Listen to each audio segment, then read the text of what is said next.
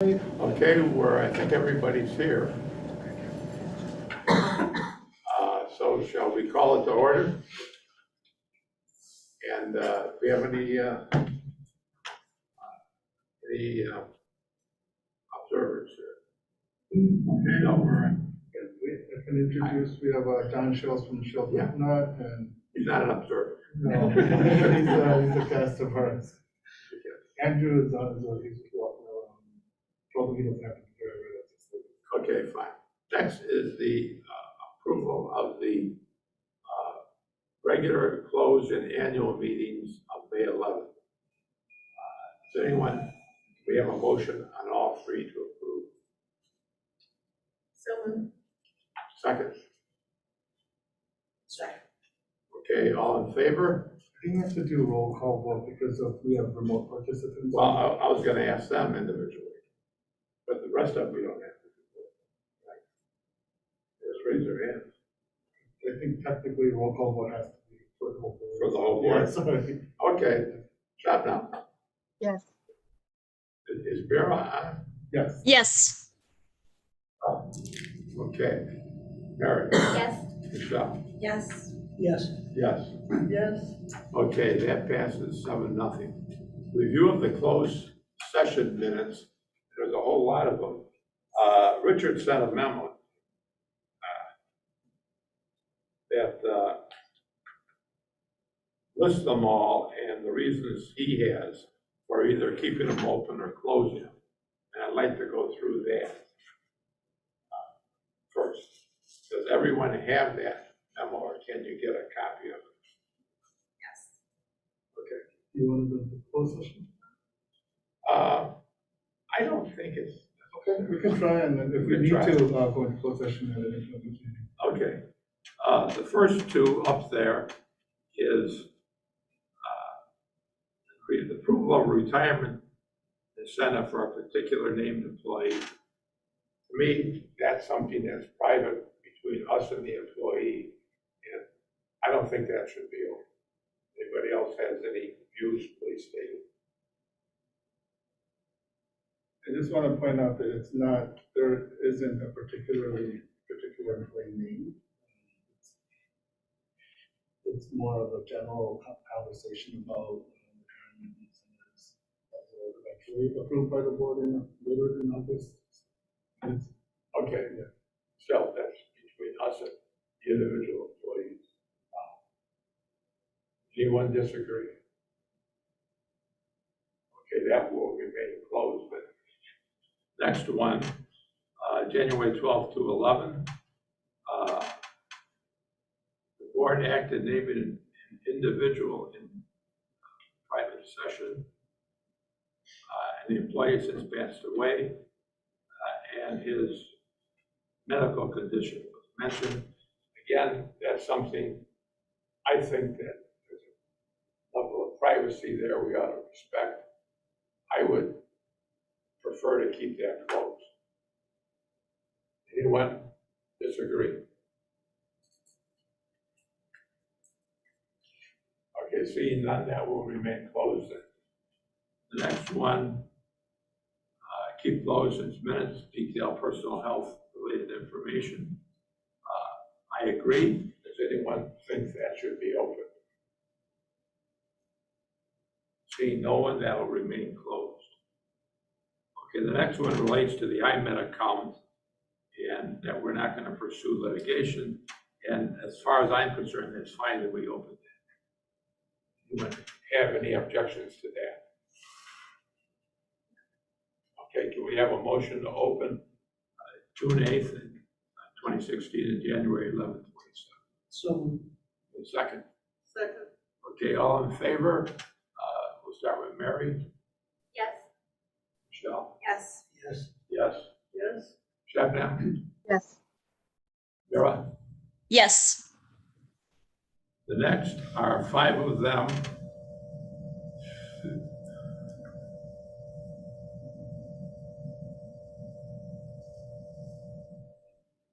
Just if we get a redacted individual's name when releasing, then we might as well keep it closed. To me, that's a matter of privacy. You know, whenever we have a action we take with respect to an individual employee, that's between the library and the employee. I don't think that should be public. Does anyone disagree with that? Okay, so those will be being closed.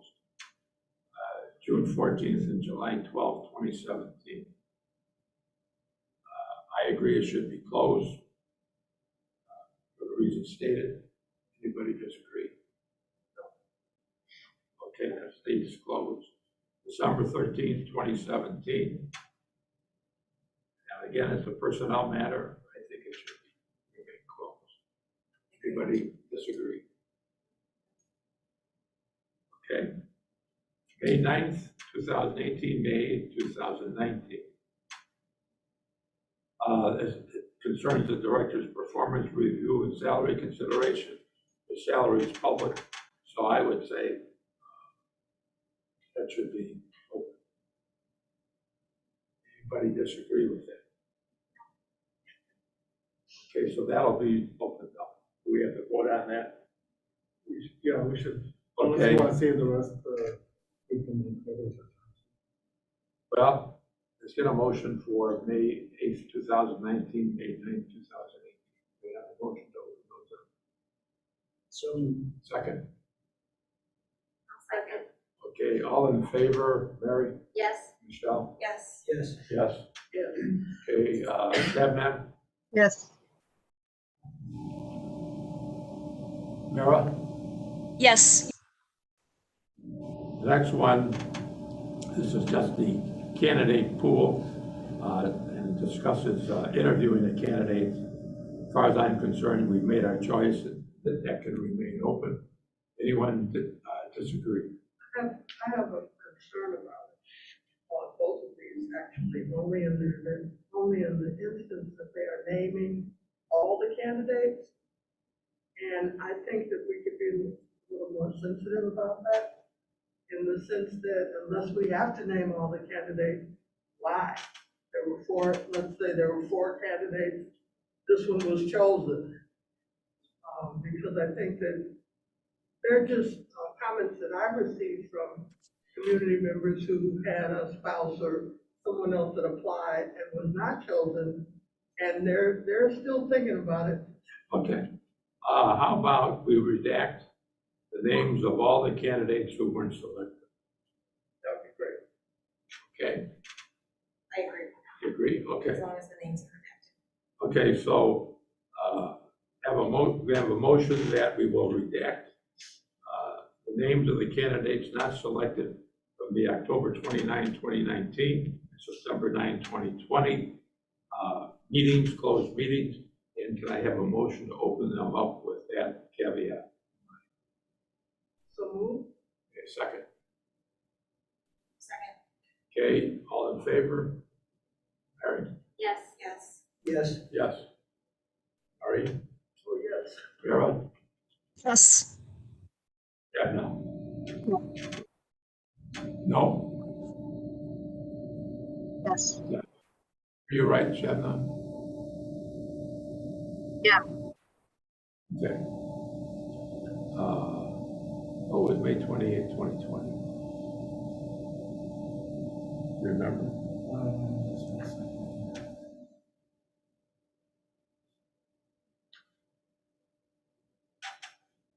That was a discussion about staff compensation during, towards the beginning of the.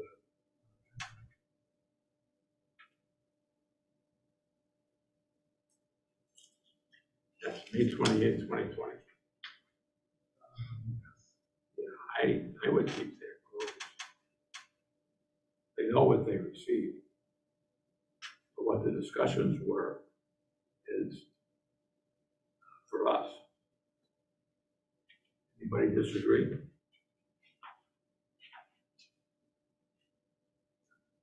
Okay, that will remain closed. December 19, 2020. Is that about an individual employee?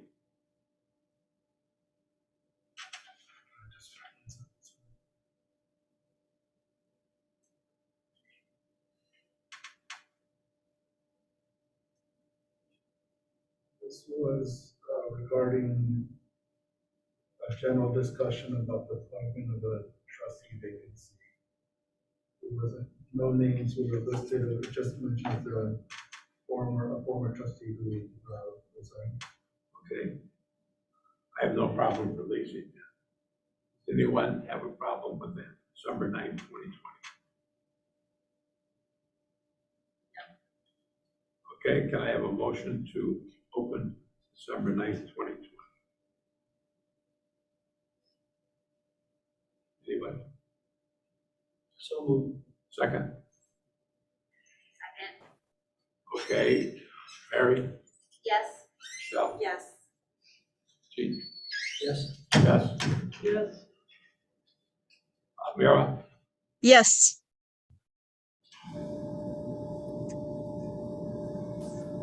okay, the next one, I think should remain closed because it involves a collective bargaining process.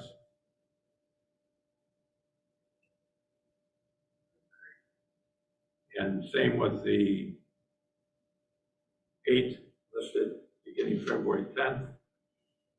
What's September 8th, 2021?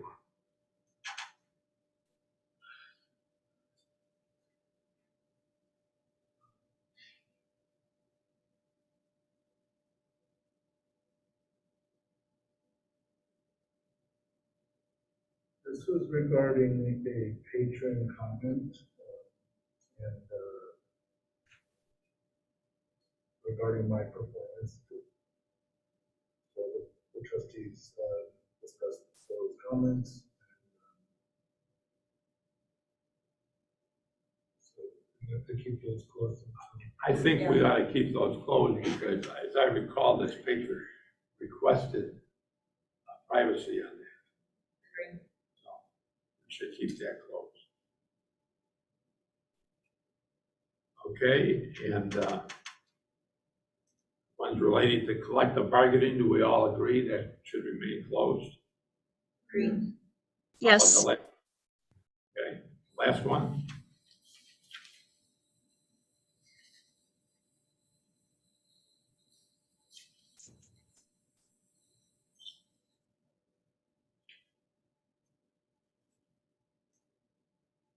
This was Keep close. similar to the other trustee interview process. Okay, Consistent with the code.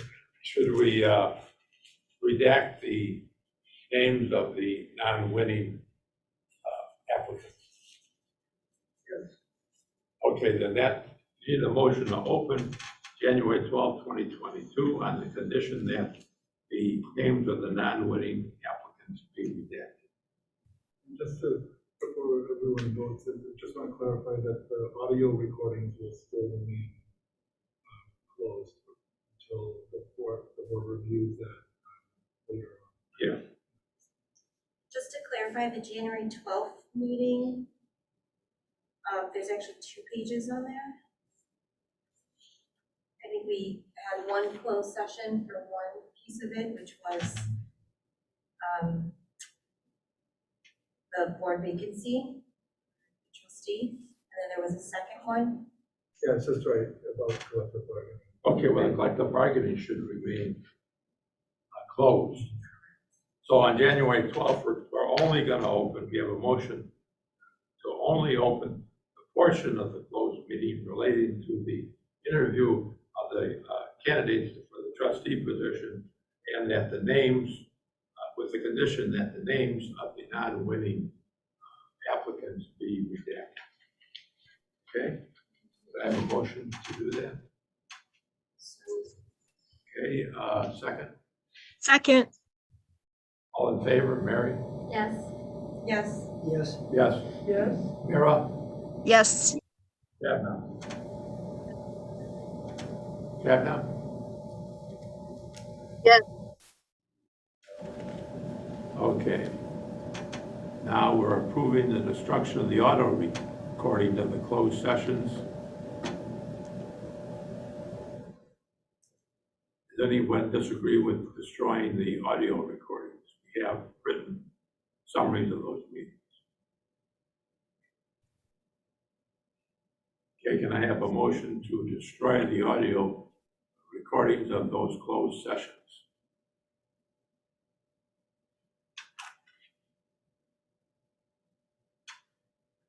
So moved. Okay, second? Second. Okay, all in favor, Mary? Yes. Michelle? Yes. Yes. Yes. Yes. Mara? yes, Shabna?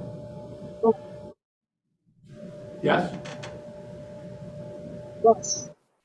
Okay.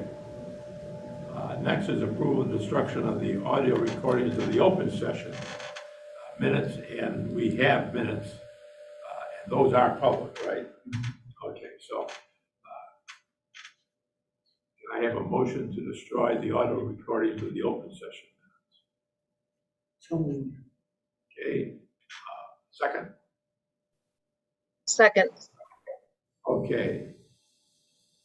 In favor, Mary? Yes.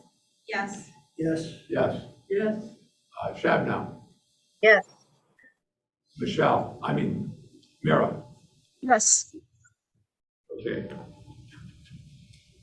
Okay, that takes care of them all, right? Yes, thank you. Okay, fine. Next is the director's report. Okay, good evening, everyone. Good to see everyone. Just want to introduce first before I jump in, Andy Garcia. He's our building services manager. He started with us about 6 months ago, and he's doing a fantastic job. And he's here for the agenda item later on. We're picked up with cleaning and also the third floor renovation. And you all know John Shields from SMC, Shields Construction, and Andrew Berman from Andrew Berman Architect. So they're both here to join the conversation that we'll have in a second. So welcome to the meeting. So I just want to say summer reading, if you haven't noticed as you walk in, be surprised, but summer reading is here, and we're off to a great start. People are really enjoying the program so far, and they can all the decorations in the library, graphics, the fun stuff that's happening in the youth services area especially. So just want to thank Supervisory Services, Supervisor Rebecca Bowman, and Youth Services Librarian Katie Savage, that they headed up led the effort in the library to plan this summer reading program. It takes many, many months of planning, a lot of hard work, and it was a large team that Becca and Katie led the way. So I just want to say thank you to them. I encourage all the board members to participate. All you have to do is grab one of those pamphlets if you have the booklets and start reading and participating. So, this,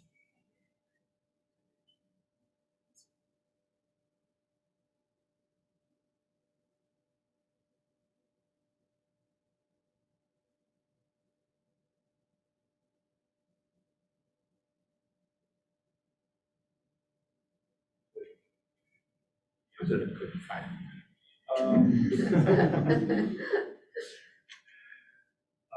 It's so large, how did you miss it? It's 125 pages, and that's what happens when it's digital, right? Let's see, we have summer reading t-shirts, I believe for all the board members.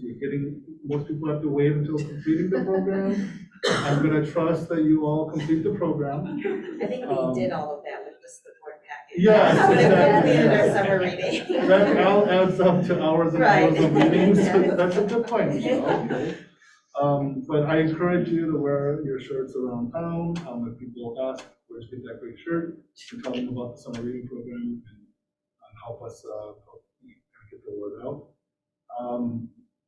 The Juneteenth celebration is happening for the second year in a row. We've partnered with a lot of different organizations, including Skills United and the Village and the Park District and different entities. And it's going to be a great celebration on this Friday and Saturday. So if you have time to stop by on either day or both days, I encourage you to do that. On Friday, we'll be in the Village Green. Last year's event was really terrific, and I'll be there this Friday, and I hope that you can attend too. We received, I don't know if you saw in the Village newsletter, the Village of Spokane announced that they're going to be sharing 1.15 million of the American Rescue Plan money and ARPA funds, to assist residents and businesses impacted by the pandemic. And in their conversations about how to spend the funds that they received, we set aside $250,000 to give to the library for us to spend how we see fit according to the guidelines that are given for the ARPA funds. So we're still awaiting a formal letter from the village manager, and we expected to see that too. We're told that we should expect it soon. And, so we're already thinking about what how to use those funds. It doesn't all have to go to one thing either. So I'll provide more updates to the board as we have more. Richard, did we request a specific amount? No, we didn't request it. They just to give us the money to spend on programs or serving the public. So those are nice to the village. Is there a certain deadline that it's supposed to be spent by? I don't remember reading about There this. is. It's not this fiscal year. I think it's December of 2023, possibly. I have it, yeah, when I was in contact with the finance director, he had given me the specifics, and I've read through once all the details, and I'll read it through again, but there is a specific time. We have time. But it's past this fiscal year, I know. So it's not like we have to spend it right now.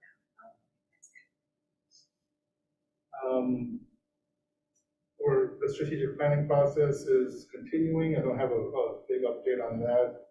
We're working very hard to continue to talk to our community about what their needs are, what their aspirations are for the community, their thoughts about the library itself. If you notice, when we came in, we had, I don't know if they're still out there, but we had a couple of tables at the west desk and the second floor where staff are inviting people to come up and have conversations. And we're also trying to do that in multiple languages based on what staff are able to offer. And so we're making public announcements from at the beginning of each hour that's available in English and whatever language that staff member speaks. So we've had a good response so far. We just started yesterday, and we're going to be doing that all week. So I'll have more information about what those conversations yield. Hopefully, by the next board meeting.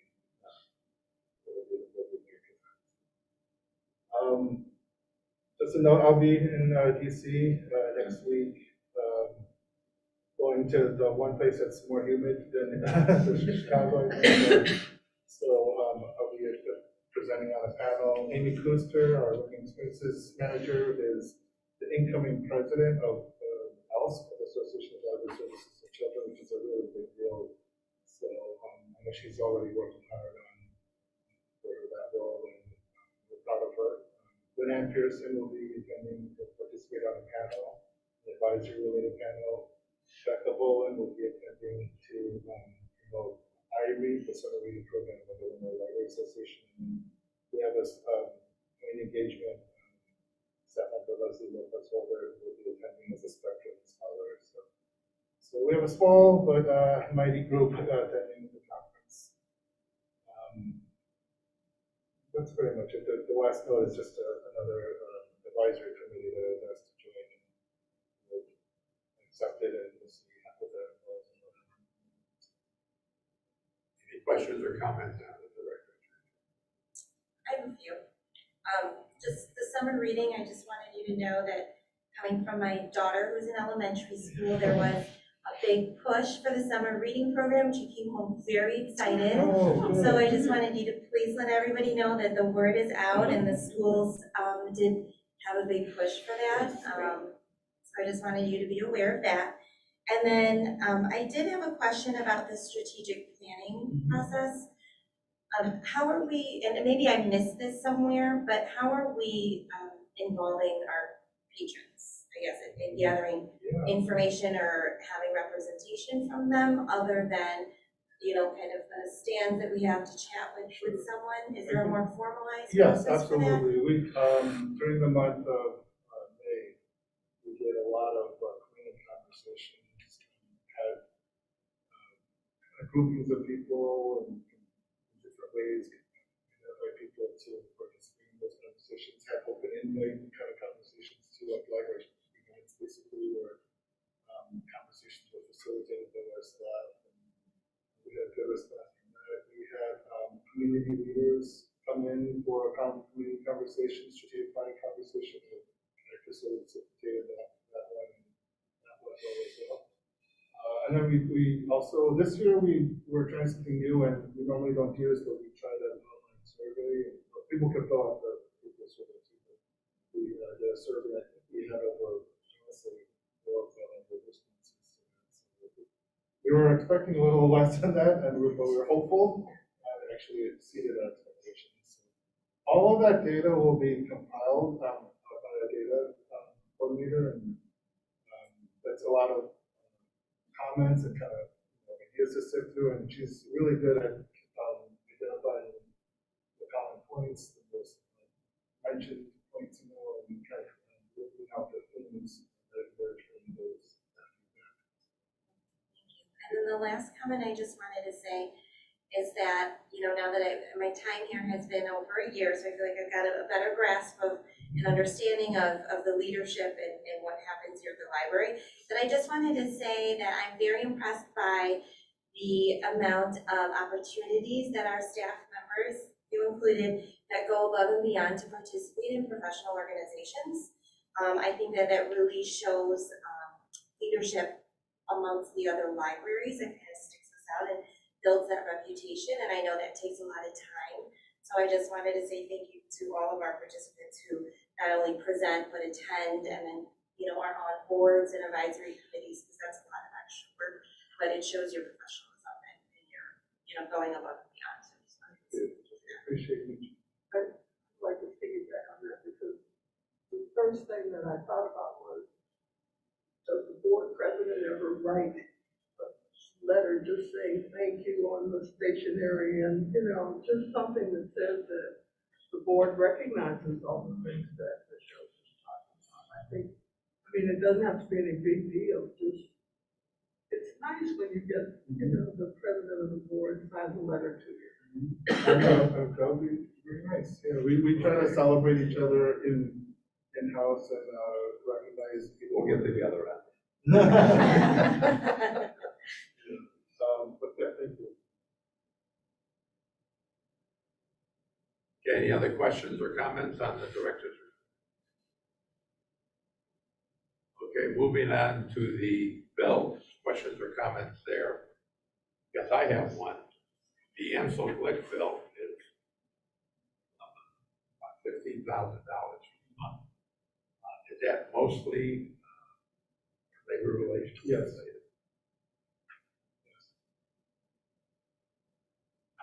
I had a question on page 15 under the credit cards. I just, 3 times in the same day, we're using credit cards to buy technology equipment. Seems like a list of technology. So remember, those all line up to specific vendors that might be different.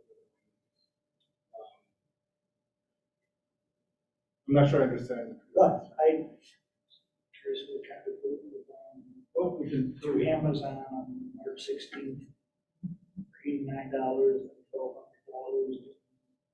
Later that day, $175. Further down to $469. Doesn't seem the way we normally purchase technology equipment. So, We do.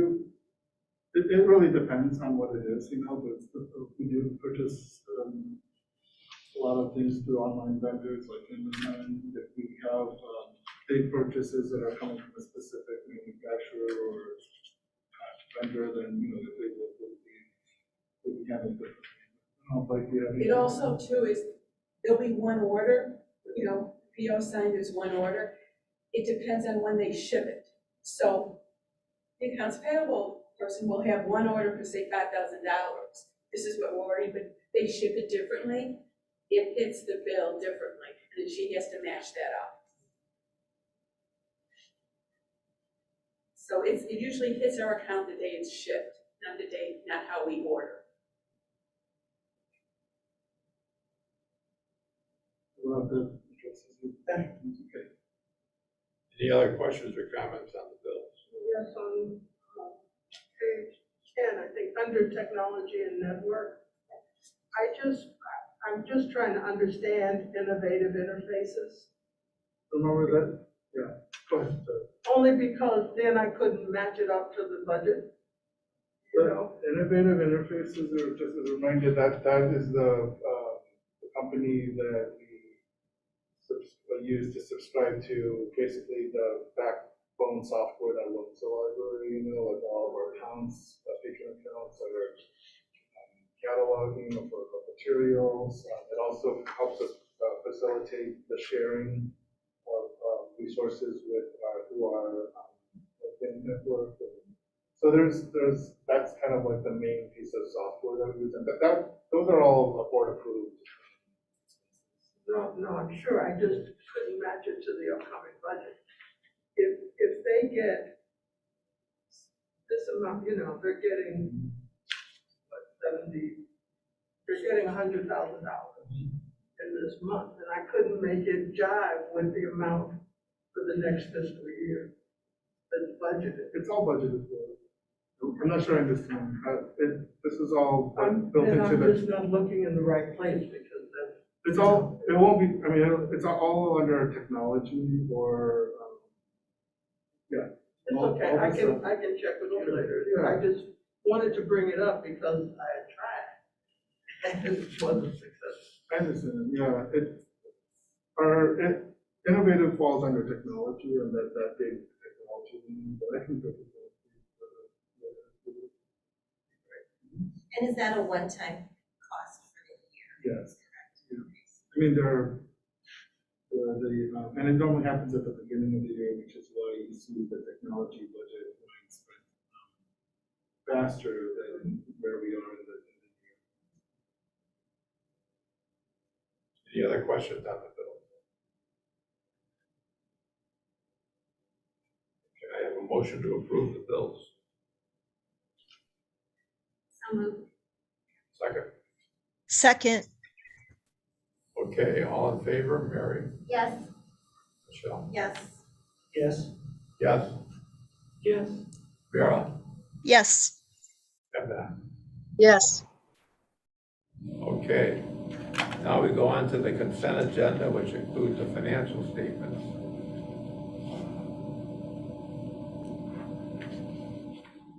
Any questions or comments on the consent agenda?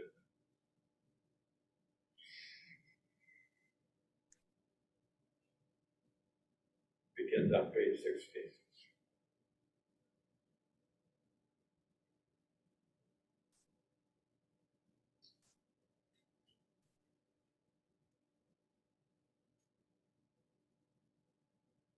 There are no questions.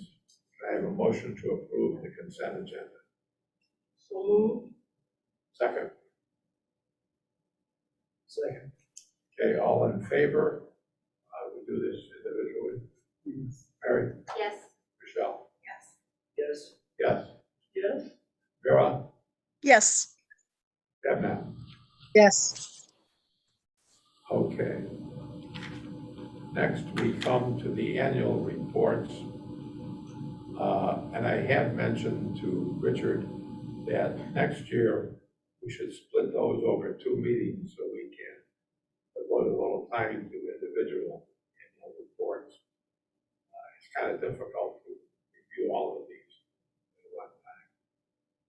But does anyone have any questions or comments on the annual reports, which begin on page 30?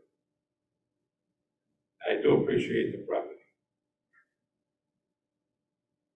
I'll just say I enjoyed reading them, actually. It was really great for me, especially just being so new to the board, to really just see everything that accomplished a lot. And I really liked the way they were laid out and how they really ladder up to the overall initiatives at the library and the vision that we've set forward. So I thought that was really fantastic. I thought they were great, and I do agree with you that I think it'd be great in the future to separate them because we could talk about these for a really long time, I'm sure. But I thought they were just fantastic, and I think everyone's done a fantastic job. Other Other questions or comments? I echo what Mary just shared. I also enjoyed reading them. They were really encouraging, comprehensive. I want to say well done to the managers and to all of the staff and all of the accomplishments of the last year. Thank you. Thank you, Mary. I know that in the state of collection, we're kind of at our all-time high in terms of the number of physical items. Am I correct? No, I wouldn't say that. I mean, there have been times of More, okay. physical items, but it's a very sizable collection. So it's important for us during the renovation project to maintain and robust. And we don't have any problem with space to display that.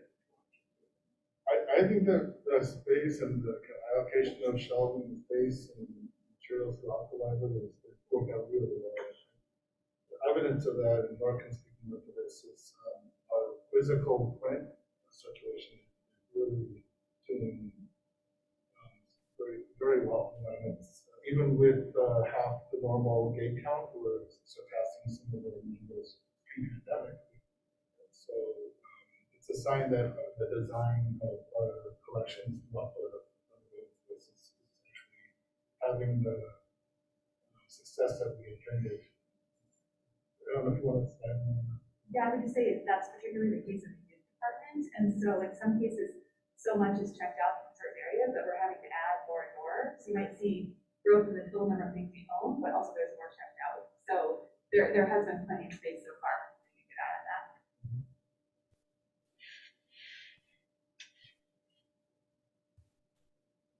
Any other questions or comments on the annual reports?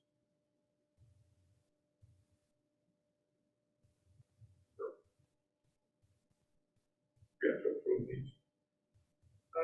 No, I think it's just acknowledgement and information. Okay, hearing no other questions, the annual reports, we'll move on to the discussion of the third floor renovation cost projection. So at this time, Andrew and John, I don't know if you want to join us at the table. You're welcome to. There was a handout passed around of a spreadsheet that was shared by Andrew and John of some basic big picture numbers. I'm just going to ask Andrew and John to walk us through your thoughts on budgeting out the master plan that the board saw back in February. And as a reminder, you can see the drawings of the existing plan, the existing bathroom plan, the proposed master plan for the third floor, and then the detail of the proposed restrooms.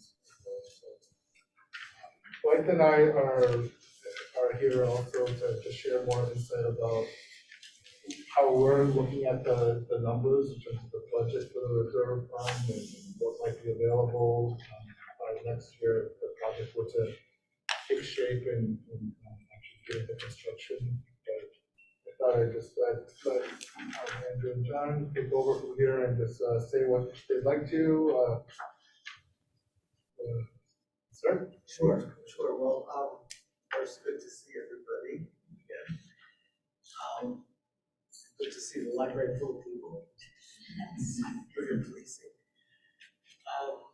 I can answer any questions that there might be about the master plan process that we went through. It was, I guess, some time ago, and something that we discussed with Lily, so there might be some gaps in memory or understanding. So if there are any questions, we can speak to that. In a nutshell, the master plan process was a thorough look at the third floor, evaluating how it's used currently, successfully, and what its shortfalls are. And part of the shortfall was capturing the transition of some co-working, advent, and co-working transitions. The fact that some people are on-site, some people are off-site, and so there's a collective thinking together with Richard, who team leaders about how best could we come together for within the departments that are established. And so part of what the master plan did was to reshuffle the departments within the third floor, trying to maximize good adjacencies between the departments, trying to maximize the proper balance in departments of private space, that would be office space for managers, private space for meetings and type working, and then public collaborative space. So within the master plan, we just kind of broad look at optimize the space to improve the workings within each department and provide for the particular wants. It was a collaborative process. So it included us as architects thinking and a lot of feedback from Richard Warren and the management teams and discussions. So it was like the undertaking we took on first and second floor, but just staff. And then within the master plan, there was a look at bathrooms. So part of the master plan process was to redesign the bathrooms in an idealized form. And that bathroom redesign essentially provides for men's, women's, and a all gender separate bathroom. Whereas now there are 2 bathrooms we are providing within master plan for 3. And then we are also providing within the master plan for more privacy. So using the first floor bathrooms as a kind of model, there are stalls that toilet and a sink. There's an improvement of ADA compliance, and there are showers provided.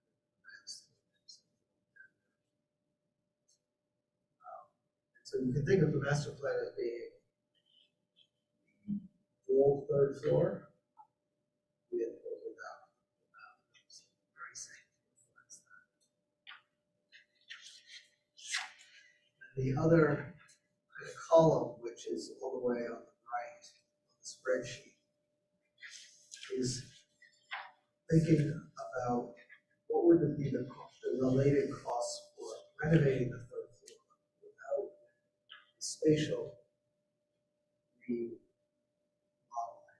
that the master plan. So specifically, that would be essentially leaving all the walls and doors in place, but refurbishing carpet, walls, painting on slate, the ceilings, lighting, some light adjustments that will need to be made. So it's mostly, I'd say, cosmetic, but it would have a significant impact on the glass because the lighting would be a big upgrade for the 3rd floor. Could the project be divided into segments in which they might be years apart between the first and the second segment? Yeah, from a construction standpoint, I think there are some good opportunities to do that. Yeah, we broke out the bathrooms and we kind of talked that through as a team as well as how can we break those things up. Certainly the bathrooms can be a self-contained project at that point. And portions of the 3rd floor are significant enough where you wouldn't sacrifice too much on cost efficiency, to do those things. But certainly there's a big inconvenience factor to be up there multiple years. Yeah. Kind of thing. And if you're like any of my other clients over the past year, you're looking at those numbers saying, wow, really? Yeah, that's what's going on in the construction industry too. The prices have really gone up quite a bit. Unstable. And I would also say that we are really trying as a company to serve you well which means that these numbers are intended to try to factor in future inflation, so that when we get to that bidding place, that there's no surprise. So we are trying to be, conservative, if you will, on that end of things. But I offer that up there not as a means to hopefully we come under these. Hopefully we can. That would be the intent. But this marketplace is a little bit until it settles down a bit, I'll feel better. But just to kind of put that out there too. This is not looking back. Hey, we got prices 2 months ago on these things, and we just use that pricing going forward. That's a bad recipe for it. We did not do that. So we are trying to forecast responsibly in the future. I'm glad you said that. And from our side, the architectural design side, I always feel that once we get from a master plan into the actual very specific designing and specification, there's the opportunity to look more effectively at cost control. Master plan is so about 10,000 feet looking down that we're not really looking at specific costs within our historical marketplace. And I would hope that should we be able to go ahead with this, so that we're working to try to get the costs down where it's possible. And when you say replace finishes only, what does that mean? That means essentially leaving the walls, doors, and arrangement of the floor as is, but replacing carpet, painting walls, doors, trim, putting in a new ceiling, putting in lighting, leaving the wiring, presumably electrical, to the data as is. And the furnishings. Yes, the furnishings. So it doesn't have the full benefit of the master plan optimizations that we believe there is potential, because there's not a wholesale ability to rearrange spaces and therefore move departments, perhaps provide more specific offices or types of spaces. But that said, should we be asked to go ahead with the refurbishment and not the master plan, we would certainly make an effort to take some of the learning of the master plan and see how we can adapt it into the existing configuration. And am I correct in assuming there's not a problem in doing the replacing the finishes and not the restroom, and then at some later point complete the rest of it? There won't be any kind of situation where we're taking out work we've already completed. Yes, I think there's a clear seam between the restroom work and everything else, so they could be coupled.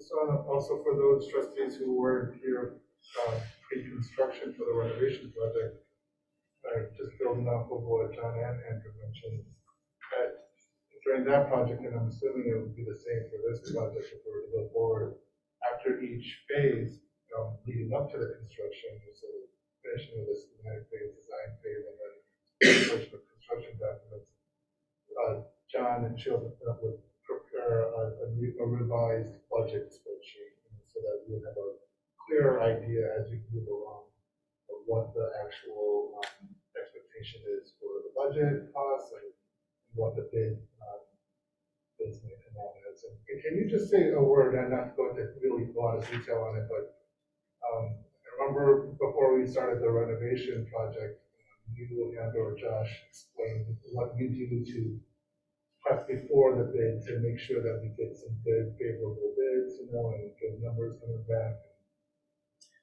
Yeah, so like Richard mentioned, we do, in the process of design, we're working along with Andrew and his team to put budgets together as documents are developed, as they're drawings. These initial budgets are based off of not much more than what you see before you, right? There's a lot of detail you have to count.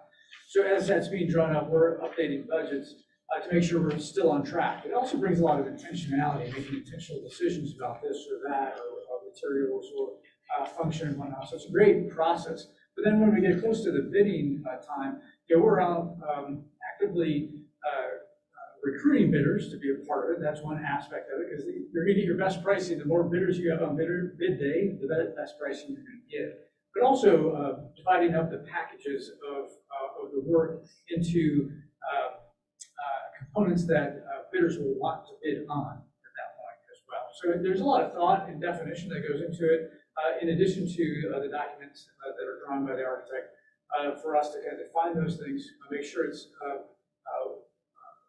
appealing to the contractors in the marketplace, but then it also to get their best pricing at that point, but also that we've got an accountability that cuts off change orders down the line. So one of the things that we've shown you during our project that you really kept those unrequested. Certainly, if the owner requests a change order, that's one thing, but if the contractor is requesting change orders, that's a very different thing. We're trying to cut off those at that point with lots of definitions. So a lot of work that goes into it, but it's a great process to control costs all the way through the project.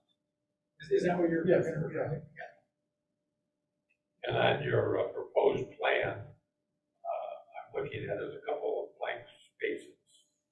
Street. I'm wondering if it goes in there. Towards the top. The spaces adjacent to the bathrooms. Right. Are storage spaces. Storage, okay. Storage. Or and so- mechanical. Or mechanical, okay. And there's a, see, as you just get beyond the conference room, the main conference room, there's a lightly drawn line in the hallway there. What is that? Oh, that's overhead. There are skylight wells Okay, in the hallway, so that's. it's not a wall No, or a door. no, it's just Security. acknowledging. Well, that's At one point, we thought about putting a door in the hallway. Exactly, that's what I was gonna ask about. I don't think we were able to do that because the code and stuff. Figured out another way.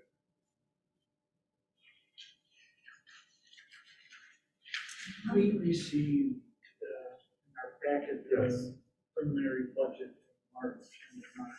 This is 3 months later. Actually significantly more money in this one, 700,000.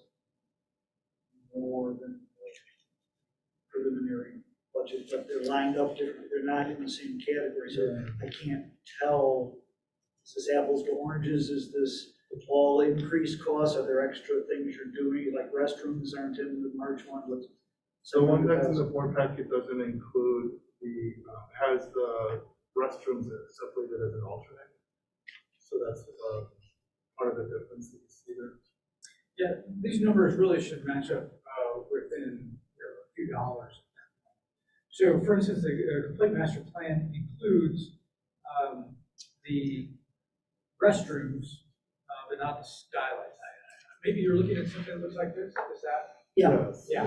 Yeah, so if you take the 4,207,000 and you add the 788,000, you get basically to the 4,992,000. Okay.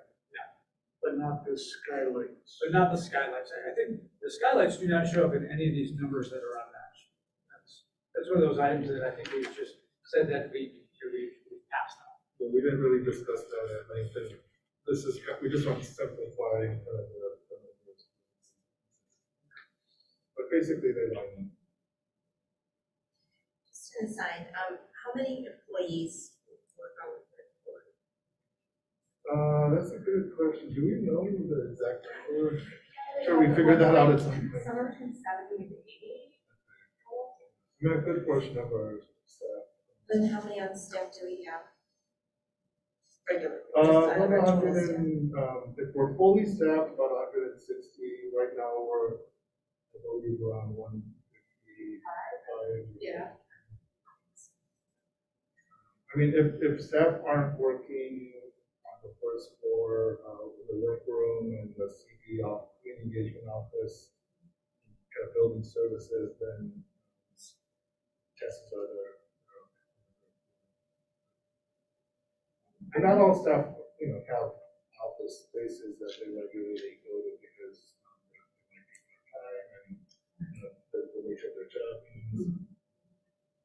John, one other thing I noticed here, there's a design and construction contingency of 15%. And I don't know if you can speak about just, again, because we think about what that contingency means and why that's such a high number there. Yeah, so, again, these budgets are based on a little more information than what you have in your hands. There's not a lot of definition. We've had a number of conversations, so we've kind of filled in the blanks with verbal communication at that point. But good practice is to carry a contingency that partially gets used up during the design process, like as Andrew draws things and his team comes to we didn't think of this, we need to incorporate that. Really, we have to kind of do that. We didn't talk about it, but that's not only good practice or maybe a need.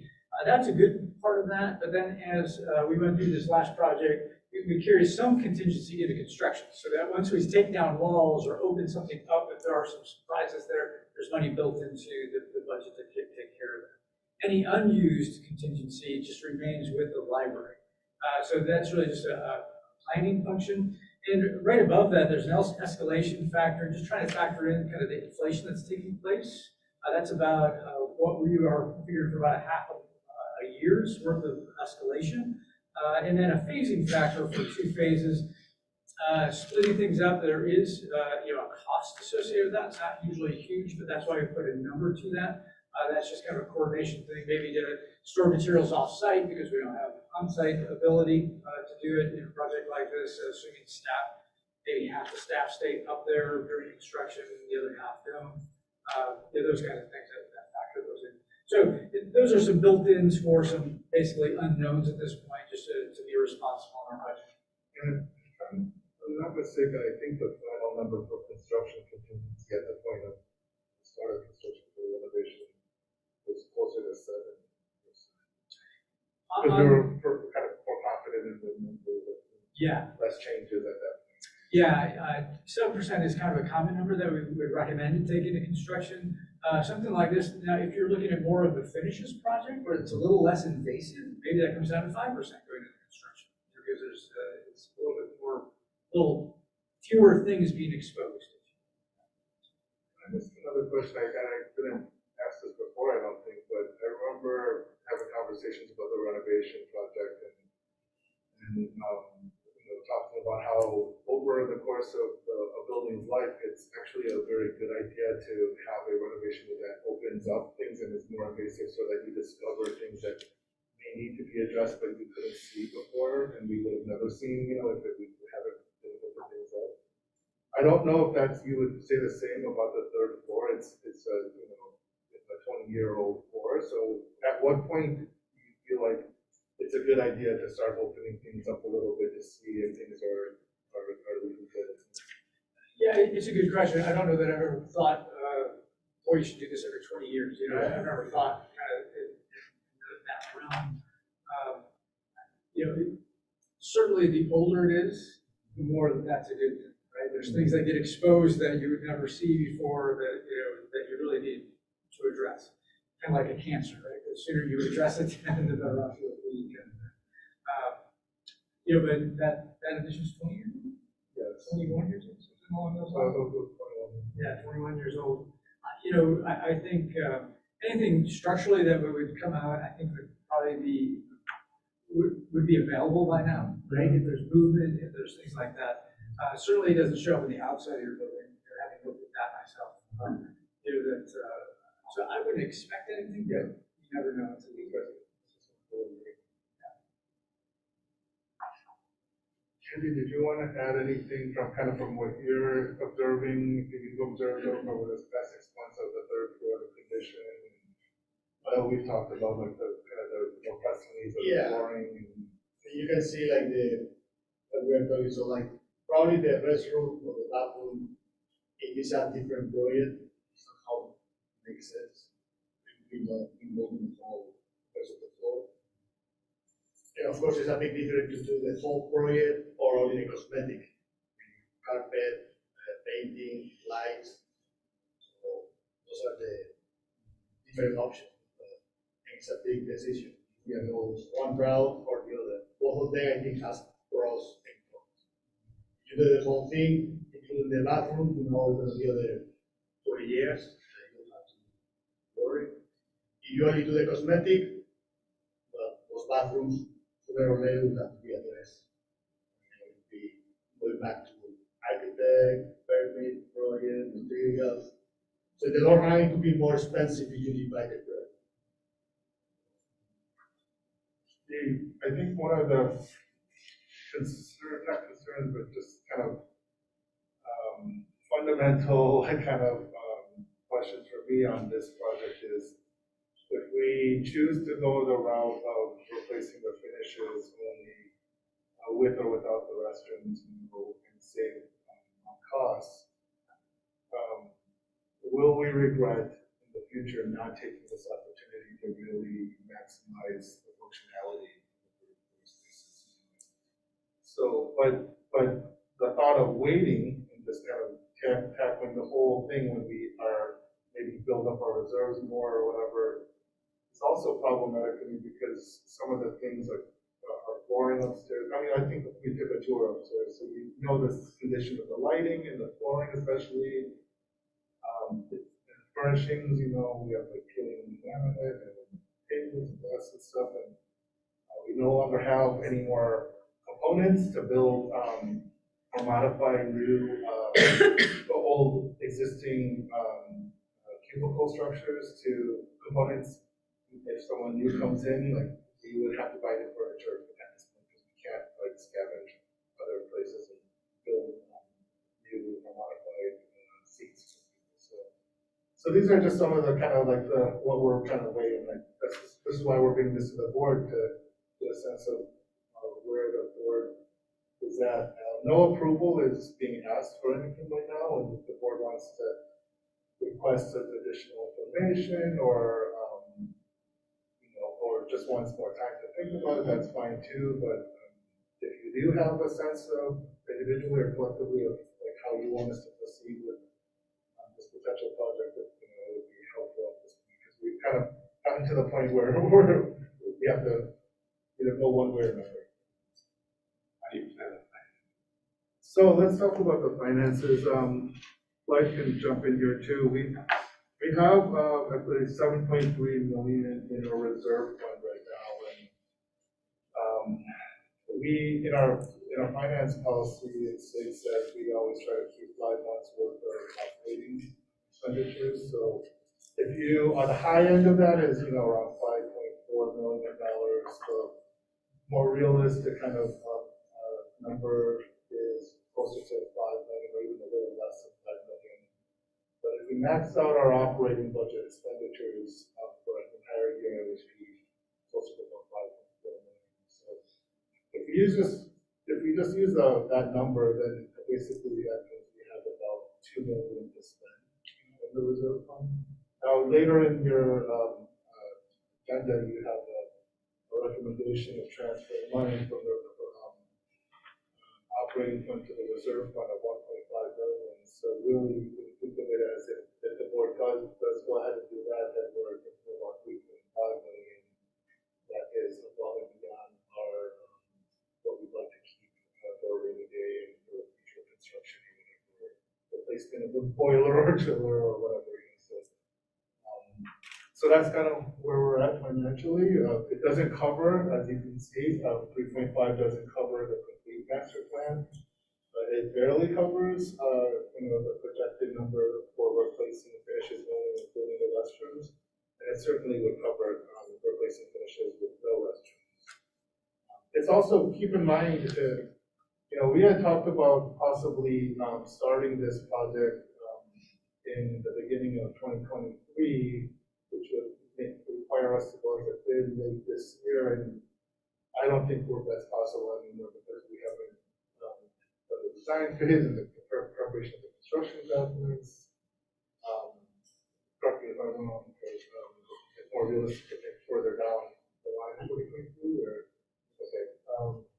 So by the time we get to like say mid 2023 and say tackle this project in terms of starting construction, it's possible that we might be able to spend wisely this year and transfer another considerable amount into the reserve fund to operate for next year, and to the point where we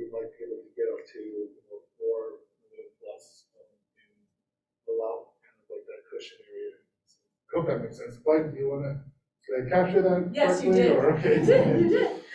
Exactly. You wanna add any details, or? No, because I just looked at the spreadsheet. If you want to see it listed out in numbers, which is how I have to look at it, later on when we're asking for the transfer, you'll see it all on a spreadsheet. We're just estimating now, taking into consideration also too, you'll see, the county and, you know, what they're doing with delaying taxes and stuff like that. It's all been figured in. We think we have enough in the operating fund to, carry us over, without, as we stress out about how we're gonna get those through, the beginning of, the 2023, when we expect the very least, then we should have the fall collection, which will carry us over, even if the spring collection is late, we'll have the fall collection in. I'm anticipating 6 million in January, if they delay it too. They're saying different things, but we went farthest out to January of 2023. And keep in mind, sorry, go ahead. No, which is the latest, and all the newspaper articles I've seen, which is the latest they say we'll receive it.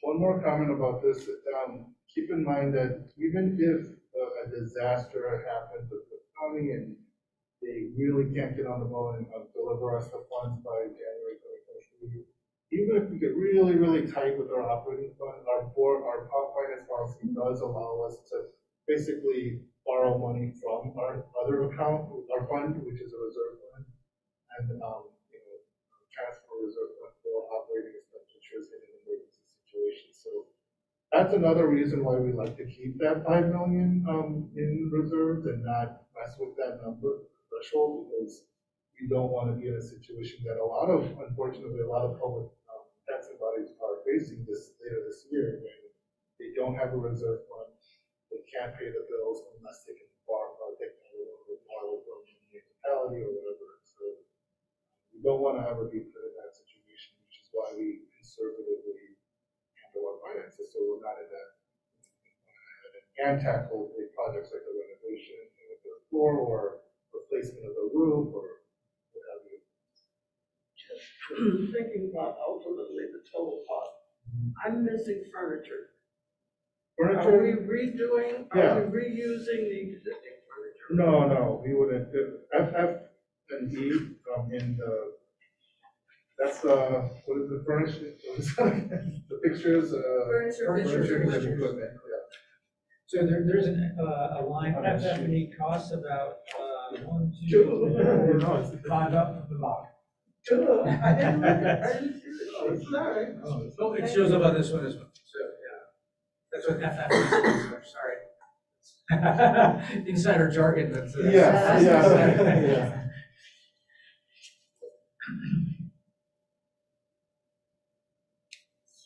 What are some, do we have any other big projects that are going to be, we're expecting to cover in the next 1 to 2 years?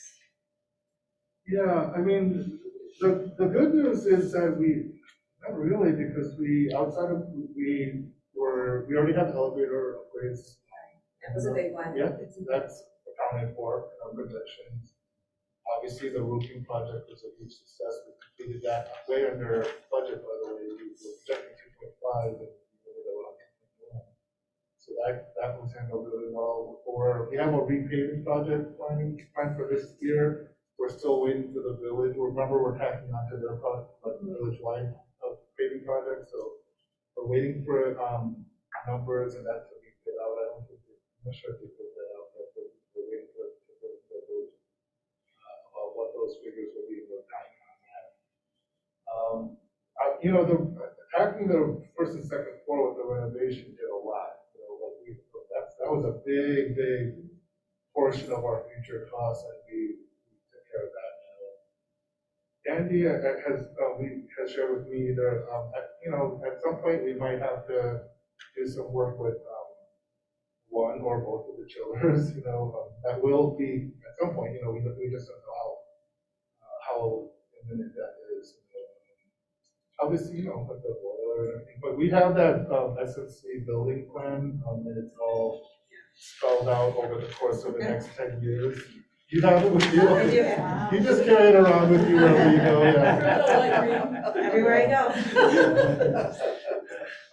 But, I mean, honestly, the big expenditures that were, built into the building review, trying to correct me if I'm wrong, but, are, related to the third floor, renovation. It's under like things like flooring, painting, ceiling updating, that's referring to the third floor. Lighting, that kind of thing, that's all referring to the third floor. So that's any space that hasn't been renovated yet. Right. So, the only other thing I would mention, and Andy, jump in if I'm forgetting anything, but the Penny Auditorium is something that we need to eventually tackle as well. Andrew and Laura and I, and I think Andy was there too, and Christy Robinson, who's like the expert in kind of performances and use of that space. We looked at the Penny Auditorium together months ago, and there are some things that we will need to do in there, like flooring, eventually some basic lighting, and the seating is, we're still using kind of the plastic individual chairs. It's not proper like theater style seating. We always said that we would always keep those chairs because, we like the option of removing the chairs and just having no seating in there, but literally we've never done that. We've never had a program where like, let's get rid of the chairs, so I think it would be actually nice to have the theater self seating that folds up like the theater. So those are significant costs. We haven't budgeted that out because we don't have a master plan for that space. But that's the only other kind of thing that I can think of.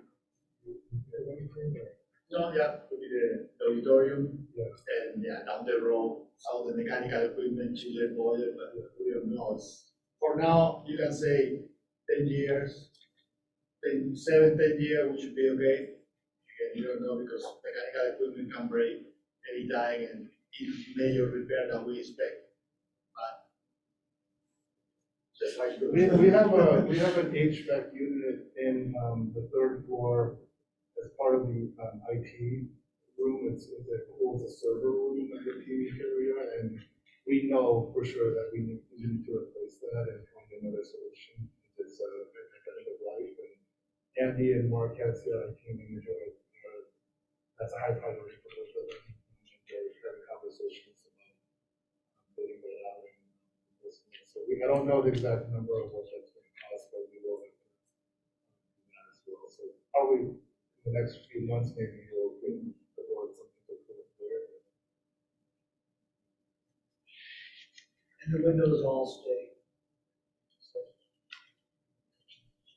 The third floor. Yeah, the third floor windows. I mean, we didn't talk about replacing any windows. No, they seem fine, and they're of a recent generation of glazing. And for downstairs on the first floor, we did some repair work on the first floor. So these all seem okay. They're in good condition.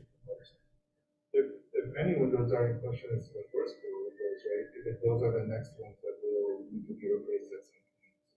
We didn't replace those windows for the renovation, typically, but that we would get new ones. Fortunately, on the third floor, everything is within the kind of relatively contemporary. 20 years ago isn't that long ago in terms of construction finishes. They wear out in that much time because they get fair and reuse. One of the interesting things of doing the master plan together was to realize that work has changed, I think, in 20 years. Just as we found downstairs, library, the idea of the library has shifted as digital became real and as libraries expanded their mission of creating community spaces. And now, it sort of feels like the third floor too, as I say, moving from days to contemporary. That's the big shift. But I think the system, the windows, the wall, the exterior walls, the structure, that's all are contemporary. 20 years ago, on the third floor. The department I work for that doesn't exist anymore. We have other departments that were in existence then. We have a graphic designer, we have just other types of work that we're doing and other teams. And so the space that we have was designed for a very different model of library service and staff structure. Much more siloed Yes, type of work environment. and some really big departments, like adult services, which encompassed a lot of different things. We all had this massive office space, and now we're trying to have 3 or 4 departments share that same space. Sometimes departments are scattered across the whole floor, so things have changed. I mentioned the manner in which you work has changed a lot. Like I've worked in an office now for 20 years, and I'm even just thinking how it was. I mean, the workspace is much more collaborative now. You have a lot of digital things you have to account for with people being off-site versus on-site. And I remember when you guys went over the plan the first time, that was something that stuck out to me, of having kind of like those more private, like little breakout areas where people can meet and collaborate a lot more. I think that that's really important. And I think it's, to me at least, it's more than just finishes. It's thinking about how people function best, how people work now, and making sure that this space accounts for that.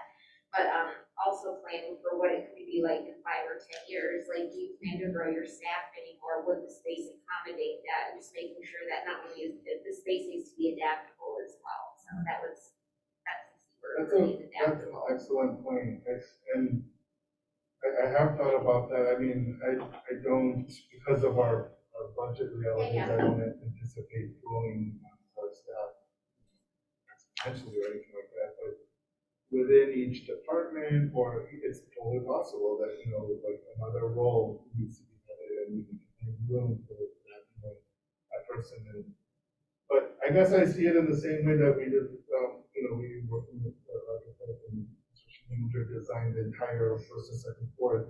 So much of our conversations were dominated by this idea of like asking how are we future proofing it? You know, like is it flexible? Are things on wheels? Are they? Can we use this space? Can we see using this space, you know, as something else if this goes away? You know, right? So I feel like we could take that same mindset and, but that is a legitimate concern and question. Is how do we not just design for this moment in time, but design flexibility into it. I don't know if you want to know that. It's important to know that it's very much part of the design discussion. Is to try to anticipate this adaptability, flexibility, and so part of what we took as a strategy on these floors was to make spaces that are fairly generous, so overly specific to a moment, very specific needs. I think that's very important. And then making sure the systems, the lighting, the technology, the electrical are also absolutely flexible so that if space changes, you don't have to shift all the services that support the space. Richard, I want to talk about finance. Yeah, sure. Take a look at page 73, 70. Okay.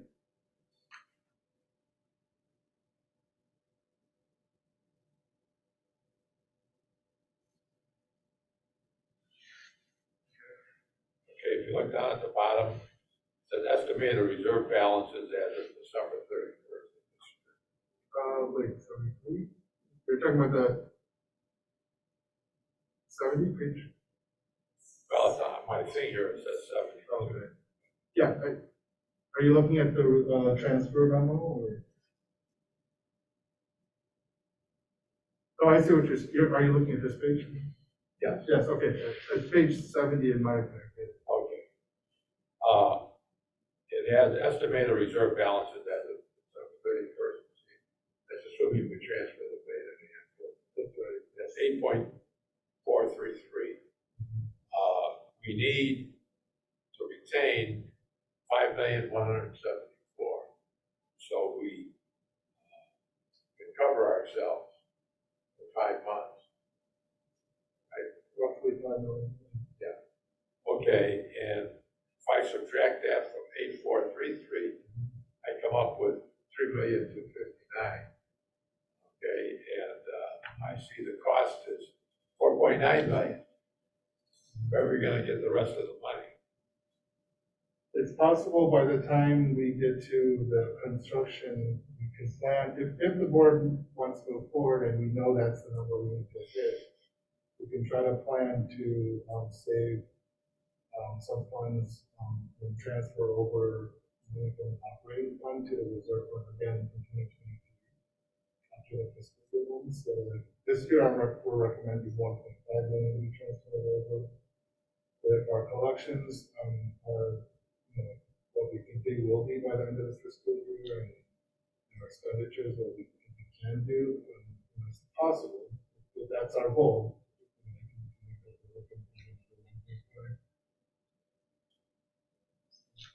We need 1.7. If we ever moved over 1.7. Actually, I mean, even this year, Blythe and I talked about I think the original number that Blythe and I talked about was 1.7, and we said, well, let's just make it 1.5 just to make it an even number and be more conservative with keeping money. And this is also talking about, like, we did this farther out, so if we don't get our funds, if our funds come in on time, and then the spring comes in on time, we're gonna have a hefty balance in our general operating fund. Probably more than the 40% that they recommend. And obviously, we won't know that till, February or March of next year. But this basically, we felt is conservative. I don't want to say worst case scenario, but a very conservative thing. We don't get our money till January, and I don't get the money again till April. But if it comes in sooner, we could have that money possibly in the general fund.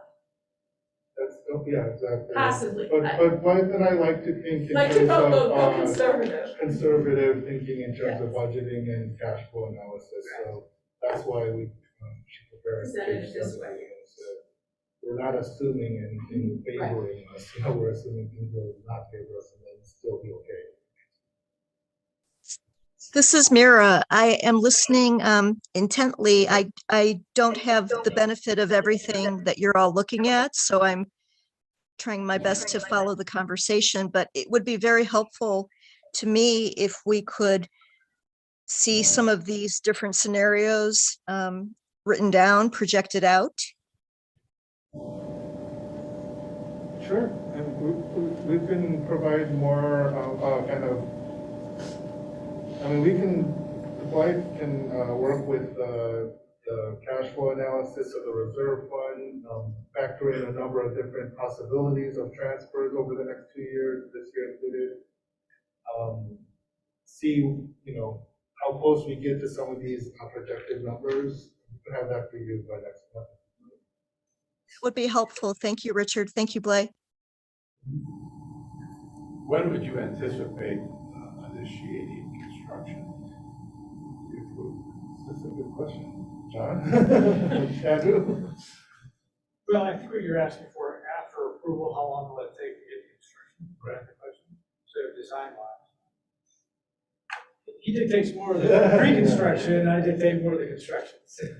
You go first. How fast can you work, in other words, Andrew? Yeah. Probably would. 6 months. Holiday meeting, defining.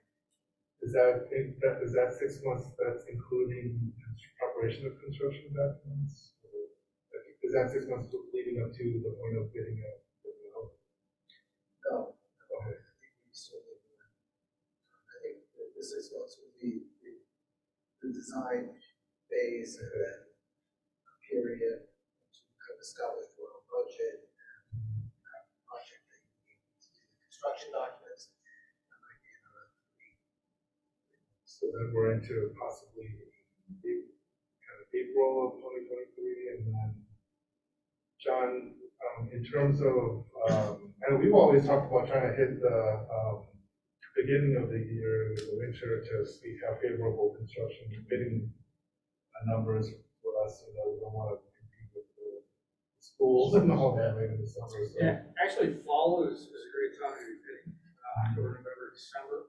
January is still a great time to be bidding, but then you start to go to school, construction, in January, February, March, they're bidding and things for summer work. So if I'm hearing, I just want to make sure I'm hearing correctly. So if the design phase goes through until the rest of the calendar year 2022, and then construction docs, preparation of construction documents takes another 3 months, will be at April. If we plan to bid in, like a few months later, in say September or October, is that what we're thinking? Well, I think there's still a good opportunity in that, if we're talking April, that we take, we would need a minimum of 6 weeks to prepare our documents, get out for bid, publish the bid, and be able to analyze bids. So we're talking about 2 months there.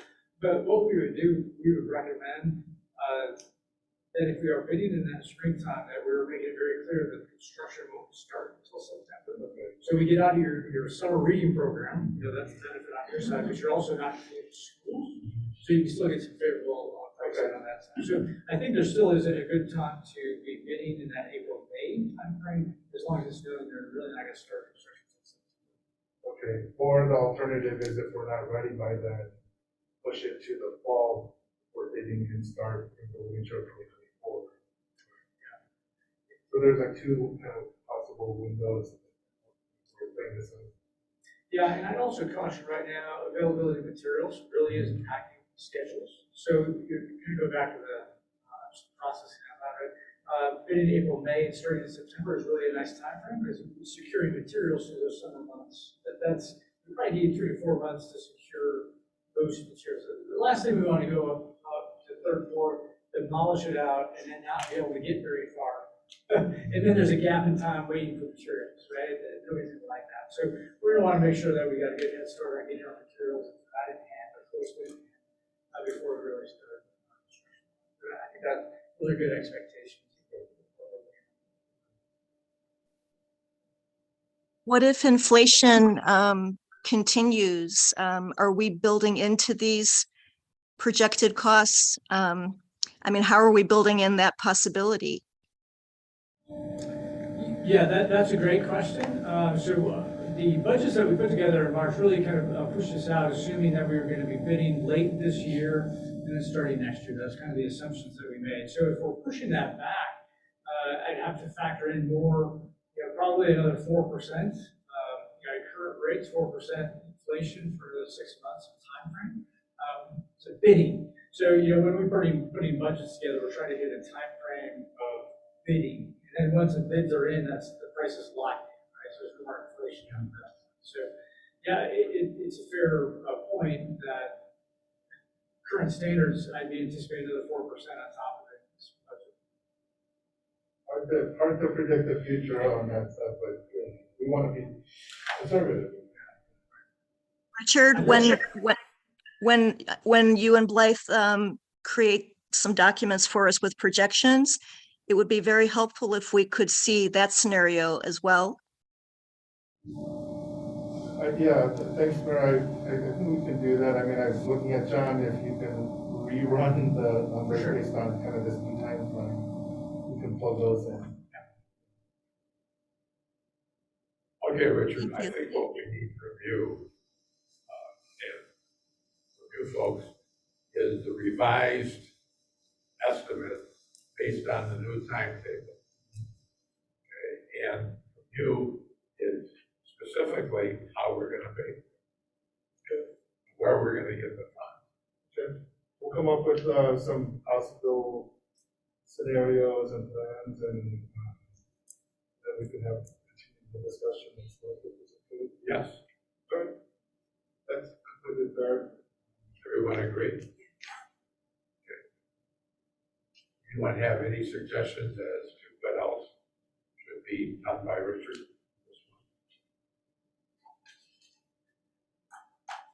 I want to just also make one comment just for the benefit of the trustees who weren't part of the planning process for the renovation. At the point of when the master plan was created for the large renovation project, the board approved to move forward with phases, a design phase, a construction about ready phase. And then we went to bid those out, and then we got the bid numbers, and then the board actually has to come back and actually approve what is proposed by SMC or based on what we received from bids. So throughout the process, there are like placing markers in place so that the board can just cease, further movement on a project or say go on a project. So just want to make that clear. That's helpful. It's helpful for me to think of it that way, so it's not like saying, well, we're committing 100% no matter what to something that may change in terms of scope and cost. So Okay, but that's what we need. yeah. We'll prepare that. And if you have any other thoughts, then in the meantime, please let me know, and I will work on that with you and John. And the board can maybe give us an indication next month or soon after whether you want us to continue with design phase and construction phase for the master plan, or go back to the drawing board and revise the approach. Okay, great. Anything last final words from Andrew? Good discussion. Yes. Thank you. Thank you for the good questions. Thank you. Yeah.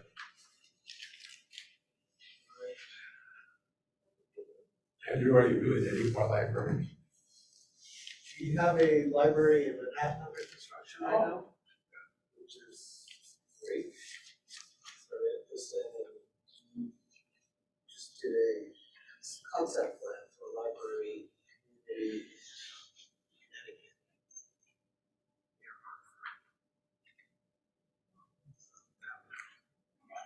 We're weighing it as we are right now. Let's appropriate how much can we fundraise. Show the photographs from here. But it's great to be working on libraries. Okay, thank you. Thank you. Andrew, we'll talk about tomorrow.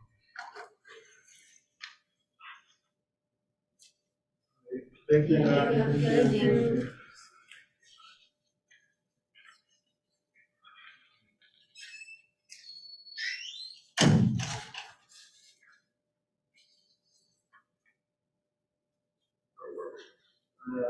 Approval of 19 survey proposal.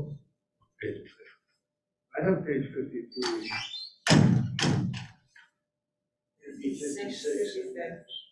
Yours doesn't have the annual dashboard that added 3 pages. I thought I saved that version.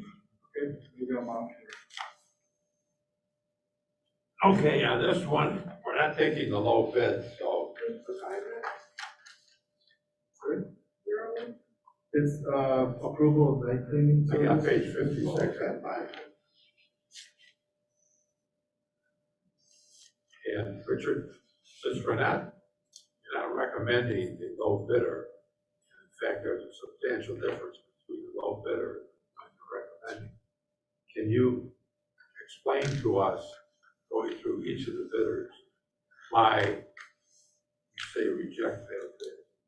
Okay, I'm going to attempt to, but I'm going to ask Andy to jump in if I'm missing a point or who wants to stress something. So the first company on the table there is, the negatives are they don't have any libraries listed as per their code. And the one reference that they had said that they would not recommend.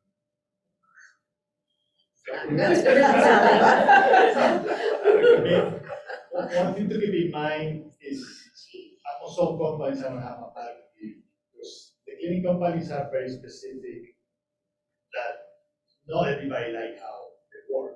That doesn't mean they are horrible, but that means that they don't recommend. It's like, I don't know, I always think of payroll and time and attendance products, like, no one ever says, I love my payroll system, you know what I mean? So I feel like that's similar to cleaning, like, there's always gonna be a lot of opinions. What we're trying to do is eliminate people, companies that don't have library experience, first of all, and don't have, very strong, kind of overall purposes.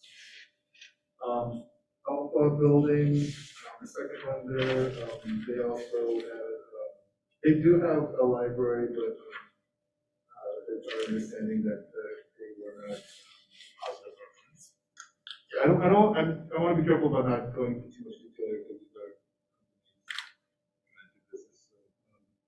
the third one, we didn't have a response, right, from references, and we called them and there was no response, so it's hard to recommend them based on that. And then the one that we are recommending complete is, they have extensive library experience, so multiple libraries are listed, some of them there. And overall, you know, we Andy heard positive comments from their references. Questions or comments?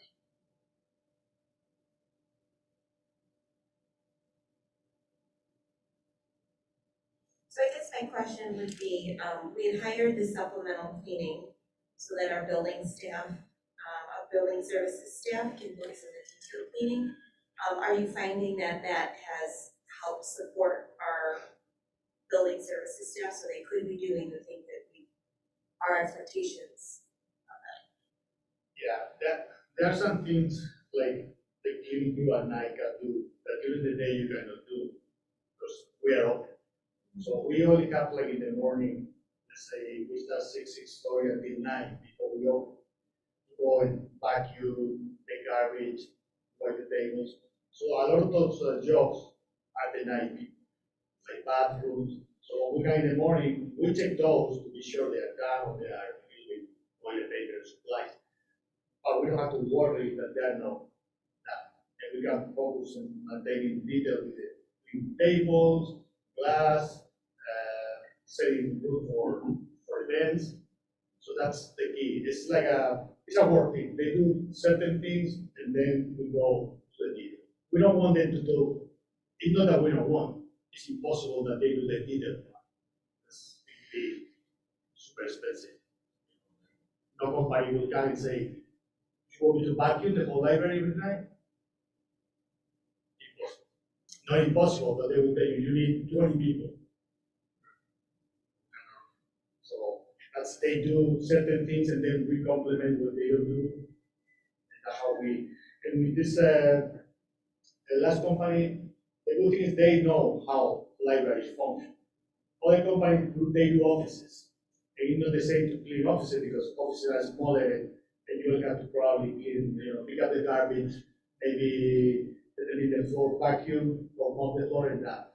The library, you have to go to the whole library up and down.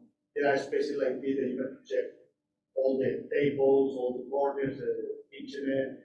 So the mentality for companies, when they do the library, they know that they have to cover a lot of the square feet in one night. And while the other people are more used to small spaces. That's what we are finding the company that we have now, that they are not at that level of understanding what is a library. And we don't have the luxury of, oh, we're going to clean the carpet tonight. No, but we open tomorrow, the carpet has to be dry.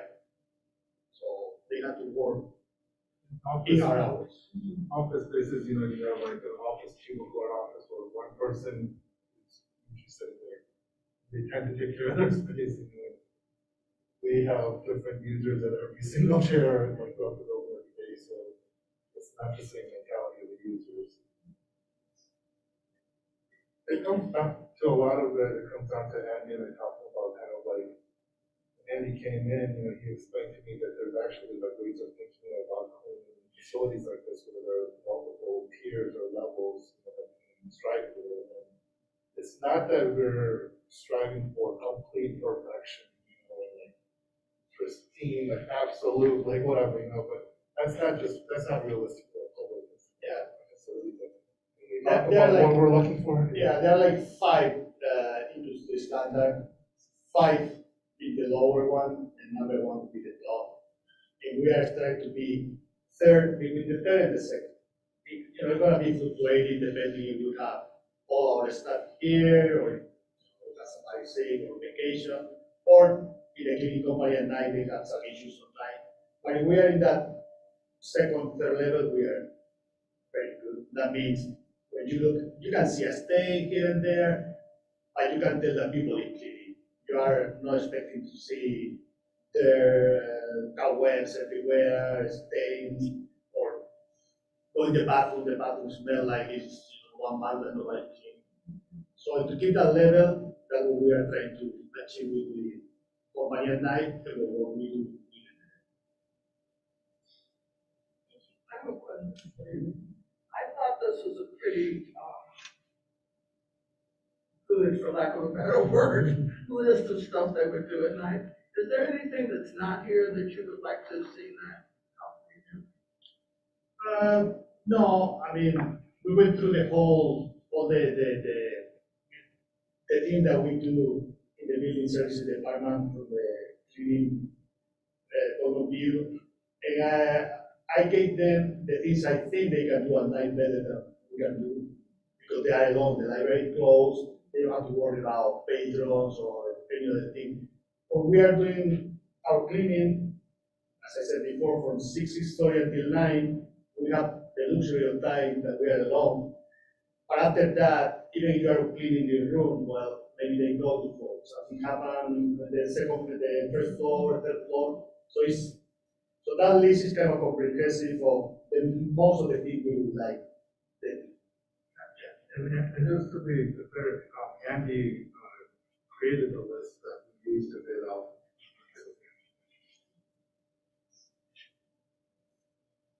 Any other questions or comments?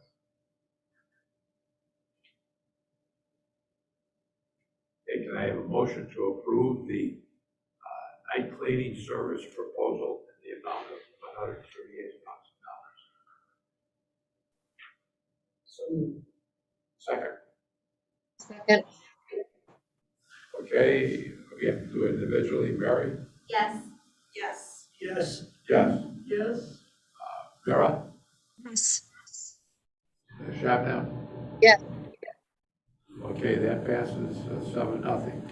Thank you. Next is the approval of the concrete repair and new railing and mine that begins at 60.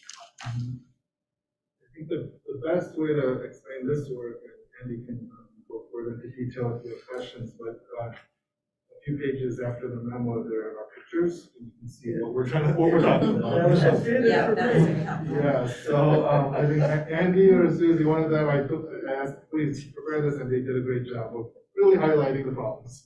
Actually, not 64. So, I mean, the first one is, everyone knows where this is, it's the loading dock area. This is obviously deteriorating. From what Andy is saying to me, it's the kind of cutting out that first layer of the concrete, removing the railing, rebuilding the concrete edge there, and installing new railings that will be more similar to what we have along the sidewalk and ramp along the South Courtyard there. Patching up the Gallup Street, like adjacent, the Gallup condo adjacent wall there with the black railing. A lot of this is covered with snow plows, right? It's kind of like over the years. yeah, I mean, every winter, when you have the plowing, it's impossible to avoid to hit the wall from both sides. That way, the movement create a spot in the concrete. Mark, Gene, and Mira, you might remember that years ago we did some patching work here, and it's just that this is just something that we need to expect. With self driveways of that nature, that we're going to have to patch this occasionally. Same thing with the curb, the parking lot curb there that's broken into chunks. I believe that's also Yeah, that wasn't. I don't think a car caused that. No. So that kind of sums up what we were talking about. If you have any more questions, maybe respond. We received multiple quotes. Honestly, this was by far the lowest, and we actually like this company because they perform some masonry get that plugged in and did that good job. And, now they know what they're doing. Look at this place. Andy has high standards, I tell you, so if he loves this company, I'm like, okay, let's get it up for me. So. Okay, any other questions or comments? Okay. Do I have a motion to approve the contract for the concrete repair and new railing in the amount of $17,630? So moved.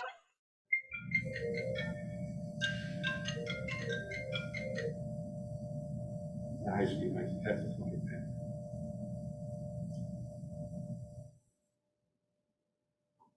Second. Okay, all in favor? Yes. Yes. Yes. Yes, Vera? Yes. No.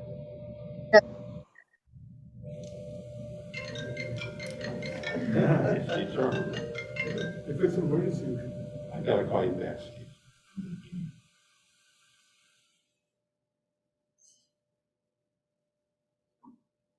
Okay, before we move on, I just wanted to comment, I think it was Mary who asked that question about Oh, yeah, the website. Yeah, in the memo, you had mentioned that Yes. you were keeping an eye on another area that you weren't yet planning I to just- do extensive yeah. repairs on, so I was Well- curious about planning ahead for That that. was a great question, I wanted to just inform the board, Andy showed me the area, it's kind of like the, if you go to the website, you'll see like a, kind of like deteriorating a little, it's the beginning of that, you know, and there's some stains that kind of appeared, I think it's from actually the construction period, you know, with those dumpsters were sitting up there for a year and a half, or whatever, so. We might need to do the sidewalk, like right under the canopy there, in the west entrance, but we're not at the point where we have any numbers to share, details of what the extent of the work that's gonna be needed, so. I just want to address that, it's a good question. okay, next is the projected year-end balance, approval of the year-end transfer of funds. Yeah, I think, I mean, I spoke about this a little bit already, if you have any questions, but I can try to respond. But we feel that we are in a position to transfer 1.5 million from the general operating fund to the reserve fund for such items. We'll still be in a strong position with the general operating fund, it'll just improve our position with the reserve fund. Questions or comments?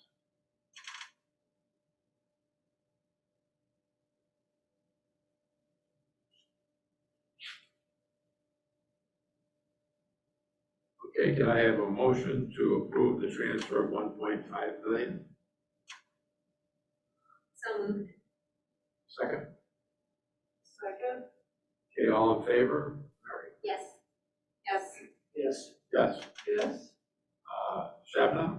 Yes. Rob? Yes. Okay, that's approved. I just wanted to say thank you to Mike again, she did all the heavy lifting there with all the number crunching and explained it to me, so. she needs a letter from the president. She does. Mark got a lot of writing to do, and Maureen's assigning me a lot of work. You do the draft. I do the signature.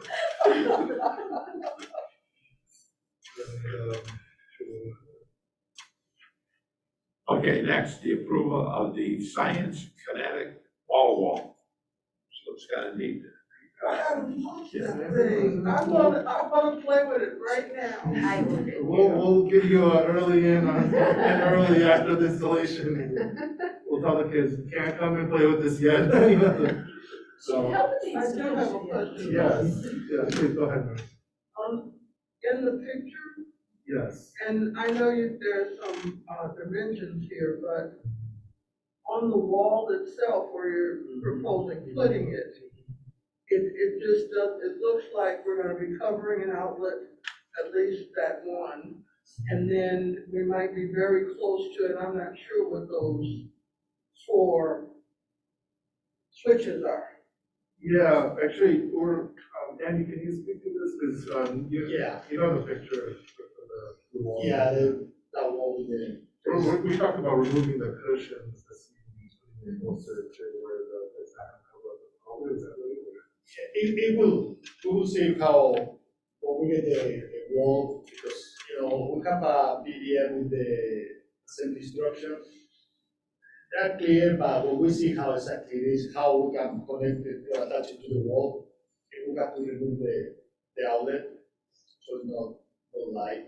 And the panel is gonna be 69 by 69, and we're on a center in that wall, so we are not too close to the glass, and we are not close to the other 4 outlets. The only outlet that we will see, we have to remove is the one in the center. The other one are okay, and we will be like probably 1 foot, 2 foot away from the glass. And we're not gonna have to remove any of the, to your question, like the card reader and the. No, all that, Yeah. all that will stay. And I think that outlet was designed there when we thought we were gonna have some sort of electronic thing on that wall. Another right, yeah. So we don't need it for anything. Just, looking at the little guy in the picture, how's he gonna reach the top? This is, I mean, he can design ones that he can reach, obviously, because these are all manipulative, elements. But, this is also meant to be an intergenerational thing, with a caregiver, adult caregiver, or an older brother or sister, or a parent, like a grandparent. It's meant to be kind of a collaborative endeavor to create the best,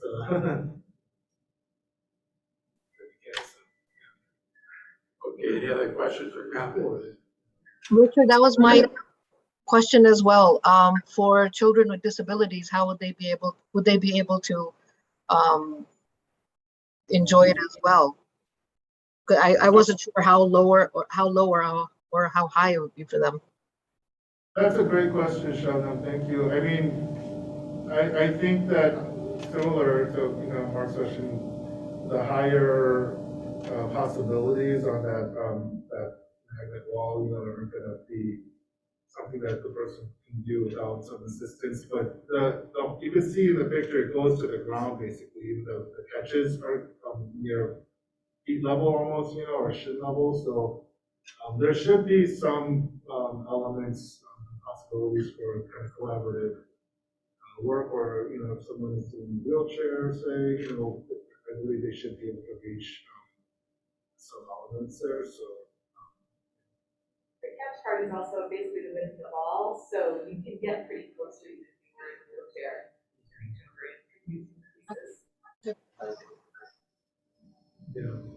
Shelley Sutherland, our youth services manager, has done a really great job of researching not just this product, but just other possibilities for that blue wall. We know we always knew we wanted to do something to complete that space.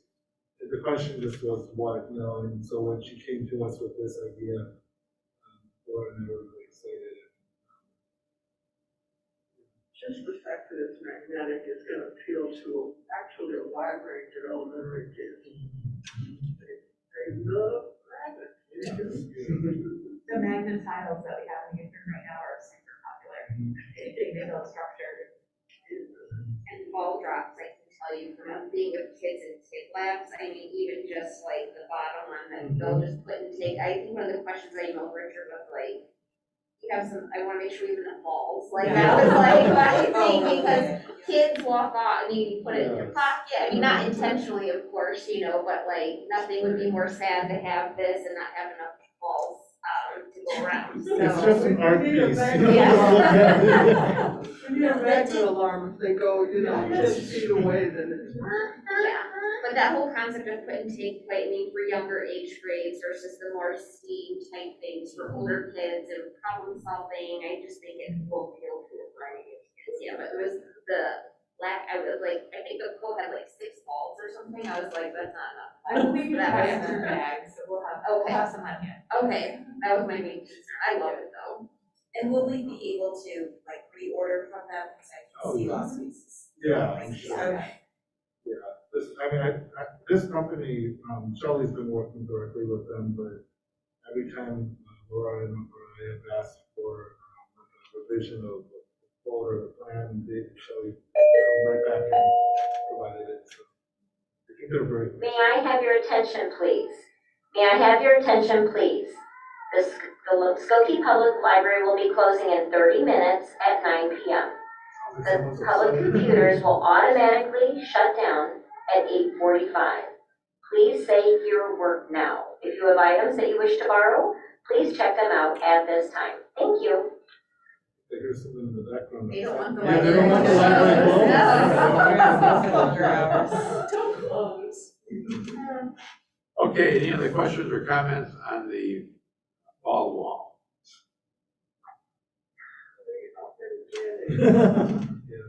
Okay, can I have a motion to approve the purchase of the Science Kinetic ball wall? I love this thing. Okay. Second? Second, Okay, Mary? Yes. Yes. Yes. Yes. yes, Shabnam? Yes. Yara? Yes. Okay, next is approval of the technology plan. And we're not, there's no specific request in this plan for the purchase of any particular piece of equipment. Is that correct? That's right. It's just. And we're not precluded if a request is made from saying no. Of course. I did have a question, and I don't know where it was, I don't know that now, but, in terms of where it is in this document, but at one point you're talking about looking at the software in order to get in a program, especially for the website. And absolutely, because the changes happen, in my opinion, too slowly on our website, and I know that that's a programming issue. So, but what I would like, as you're thinking about that position, is that we either look at who else on the staff can kind of second that position, or can we afford two positions? Because at that point, if you lose your programmer, it's a mess. Somebody needs to know. Yes, yeah, I definitely, I think that's a great point, good question there, you know, like, we have had a history of kind of a challenging history with, our website in terms of having in-house programmers, because we're kind of at that level where, we don't have, that we're not a massive corporation or company that, requires a day-to-day, heavy programming. But then we're also not a small little, simple website that requires nothing, so kind of just in that between space. So it's always been a challenge for us to retain programmers and give them a certain level and give them enough work. Laura, do you want to talk about? I don't know if this is a public thing, but we do have a staff member. One of our staff members does have an interest in taking a pretty intensive course to develop programming skills. This person already has some and is looking to do more and has an interest in perhaps doing some work on our website. So that is something that we're looking into right now. So very timely question. Yeah. So you're reading our minds, and we have some things in the works. Yeah. Any other questions on the technology? And question, the policy on developing websites. Something I questioned before. So this says have a custom site that we've developed for school cares. In their library, so that there was, a good group, but again, why are we paying to maintain their website? And Read to Me is Swift Child Care, which is a for-profit organization. Why are we maintaining the websites? So what's our policy in maintaining websites? Are we doing it for everybody? We're doing it for these? Well, Skokie Cares, we were one of the founding organization partners. So that was, every one of the partners contributed something, and so that was part of our contribution to the group. So that's one thing. And at the time, we had a program on staff who could easily, it wasn't a compromise or anything. So at this point, it's just kind of hosting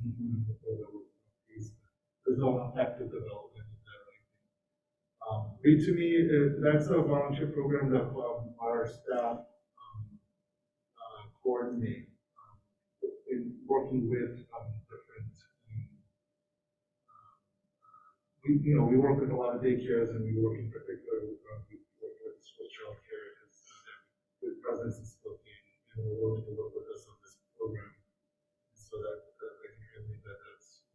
So that's available, we do that for other childcare centers, or?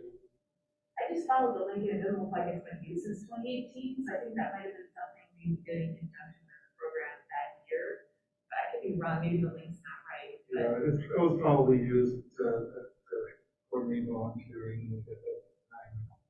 A lot of this is just kind of inventory. It's not necessarily an indication that we're actively developing or providing something to an organization or business. But I get your point. Yeah, I don't know if we have, again, what's the policy if some groups can use the website for that, but not others. There's lots of good causes out there. Sure, yeah. We don't have a formal policy on that. I think how I would answer that is, think of another example where we've been asked to just build a website for an organization, or the only way we would ever say yes is if we had the ability on staff to address something like that, which we currently really don't, and if we were a clinical part of an effort or an organization, then the collaborative community effort, we're obviously not in the business of hosting or creating websites for anything else. Any other questions or comments? Just a comment that, excuse me? Oh, go ahead. Okay. I was saying just a comment that it was very impressive to see how robust and how proactive our technology plan is and how diverse and sophisticated our technology offerings are for our own internal operations and then for our patrons. I was very encouraged to see all the different offerings that we have to our community using technology to make their lives better. So kudos to the staff, kudos to Mark for putting this plan together and being so proactive and current. Thank you. We'll definitely share that with them. Thank you. I had a question. Do we know, or is there something of, like, are there technology standards that the libraries use that this was based off of? There are, documents out there. There's one in particular called Edge that the Libraries Council developed, along with a lot of different partners at the time. At this point, it's like basically kind of a product of the Libraries Council. We have used that. It's basically like a standards, for libraries to aspire for a certain level of competence in technology infrastructure and practice. Honestly, not to brag or anything, but we blew way past those standards, like when in 2007 when we first started. Oh, no, you can brag. That's good. No, I mean, Go ahead. no, it's not, me or whatever, but it's our library has done very well with not ignoring technology needs and infrastructure development. And as you can see, to Mira's point, there is a very, very strong kind of foundation of technology that really supports all levels of services and operations here. We've been doing that since as long as I've been here in 2007, the long before that. So, Just as a comment, building on that a little bit, thinking about the experiential learning description here. And one of the things I feel like we've done such a great job, and people are really the staff, but it makes you assume that people know what you're talking about, and they don't. And so we have a lot of materials and wonderful technology opportunities and experiential possibilities But we haven't done, I think, a full enough job of making sure that one, the community knows they're here, and two, the community sort of knows the buzzword, STEAM. It was STEM a minute ago, and they just got STEM, and now we've got STEAM. So it's, a digital content. What does that mean in which context? So I think we need a way to, maybe it's just focusing on one of those elements and defining them for people in the newsletter or on the website or. I totally hear you. I agree 100%. We can always do more in, making it more understandable, accessible to the community, especially for those who aren't familiar with the concepts of the technology. I think that's, now that we have the spaces and the resources here in the physical building, that's our challenge, is like getting people into the building and using it. And maybe use the teams. That's the idea of challenging them to do infomercial.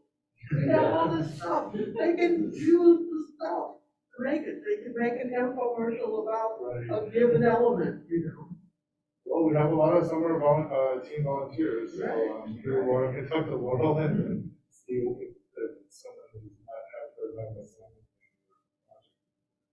Yeah, I hear you. Like, I did. To add to what, Go ahead, Kara. yes, thank you. To add to what Noreen was saying, one of the things I found so compelling, and I really mean that, I'm a humanities person, and I found this IT plan very compelling and fascinating to read.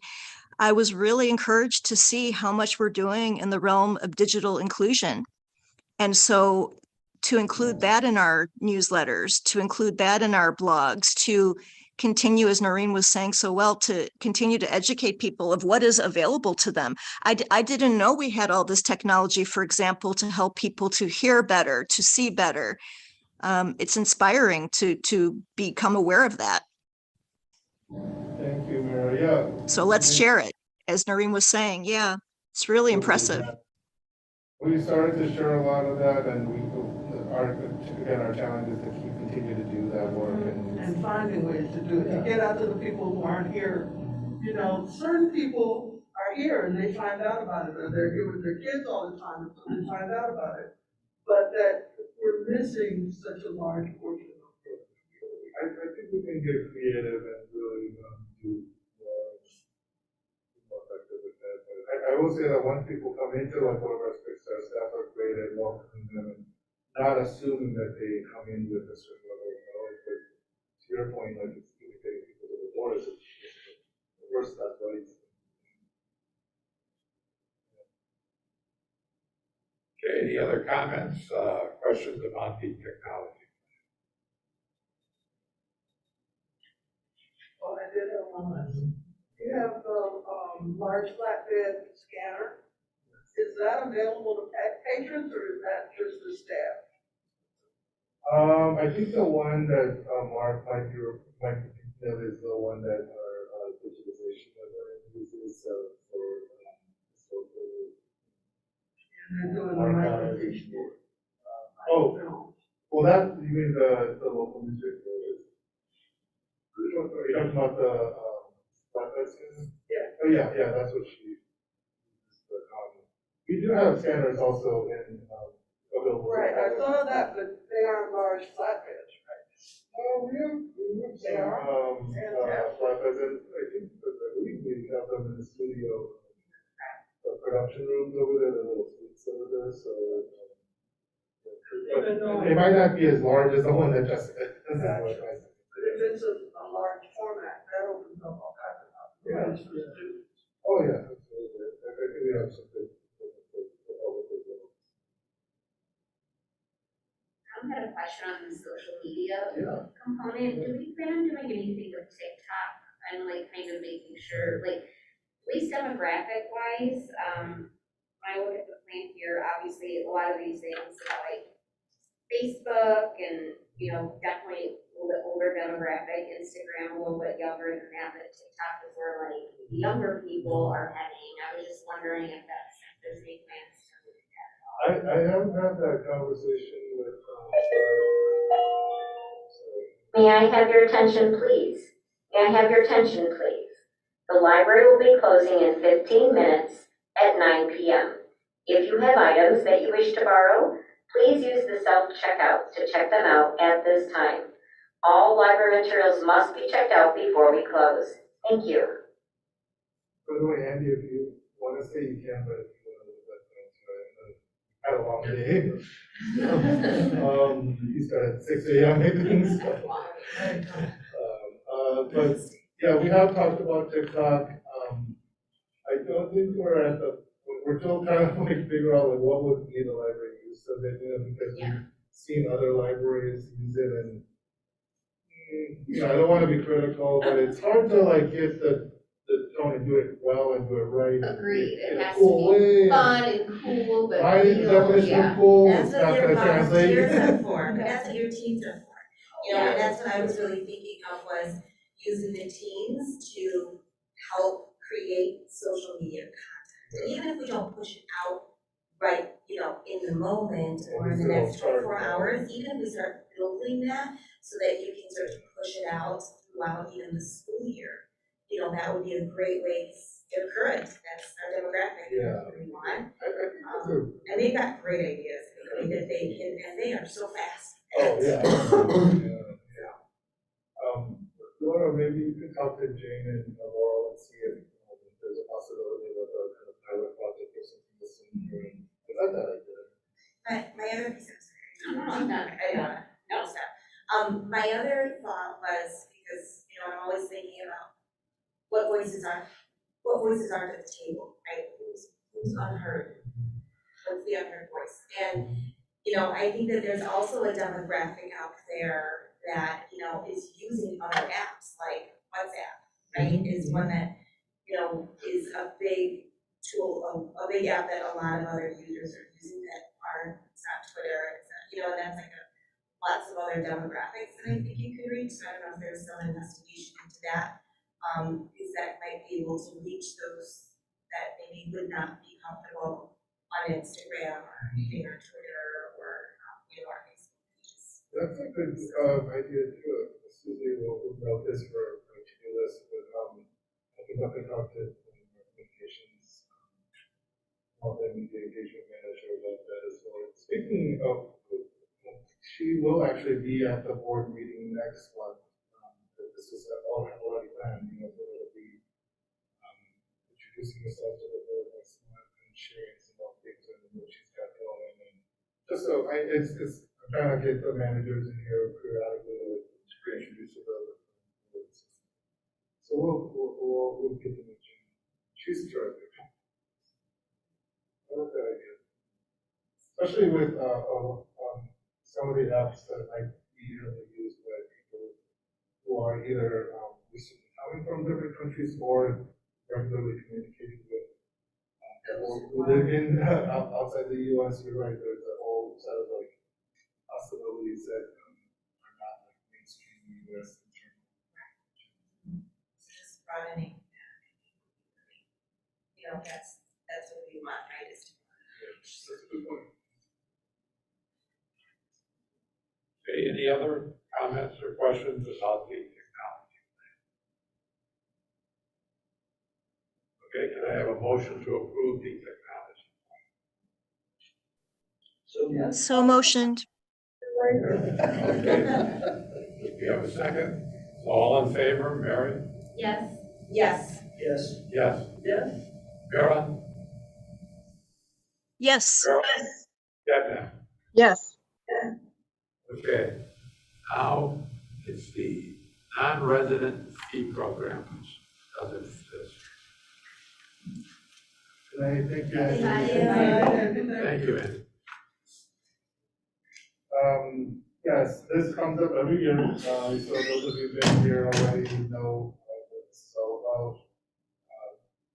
I don't always explain it, I don't think I have to do it, but if you want me to explain further, I can. But I recommend that the board once again vote to decline participation in this non-resident program. It's not applicable to. Okay, any discussion? Okay, can I have a motion to approve that declination to participate in the non-resident fee Motion to approve the declaration. program? Okay, we have a second. I think that's the first that's been heard in the word. We have a second? Second? Okay, Yes. Yes. yes, Yes. okay. Shabna, Yes. Vera, Yes, Vera? yes. Okay. Okay, next is the rails report. Do you have anything to add to that, Shabna? Absolutely not. Okay. Done again. Well done, Shebna. Yeah. Okay, I take it there's no questions or comments about the rails? Okay, now we're going into the closed session with that. If you'd like to. Is this update of the union? Okay, so we have a motion to go into closed session. Collective bargaining. Collective bargaining. So moved. Okay, second. Second. Okay, all in favor? Barry? Yes. Yes. Yes. Yes. Yes. Shabna? Yes. Vera? Vera? Sorry, trying to unmute here. Yes.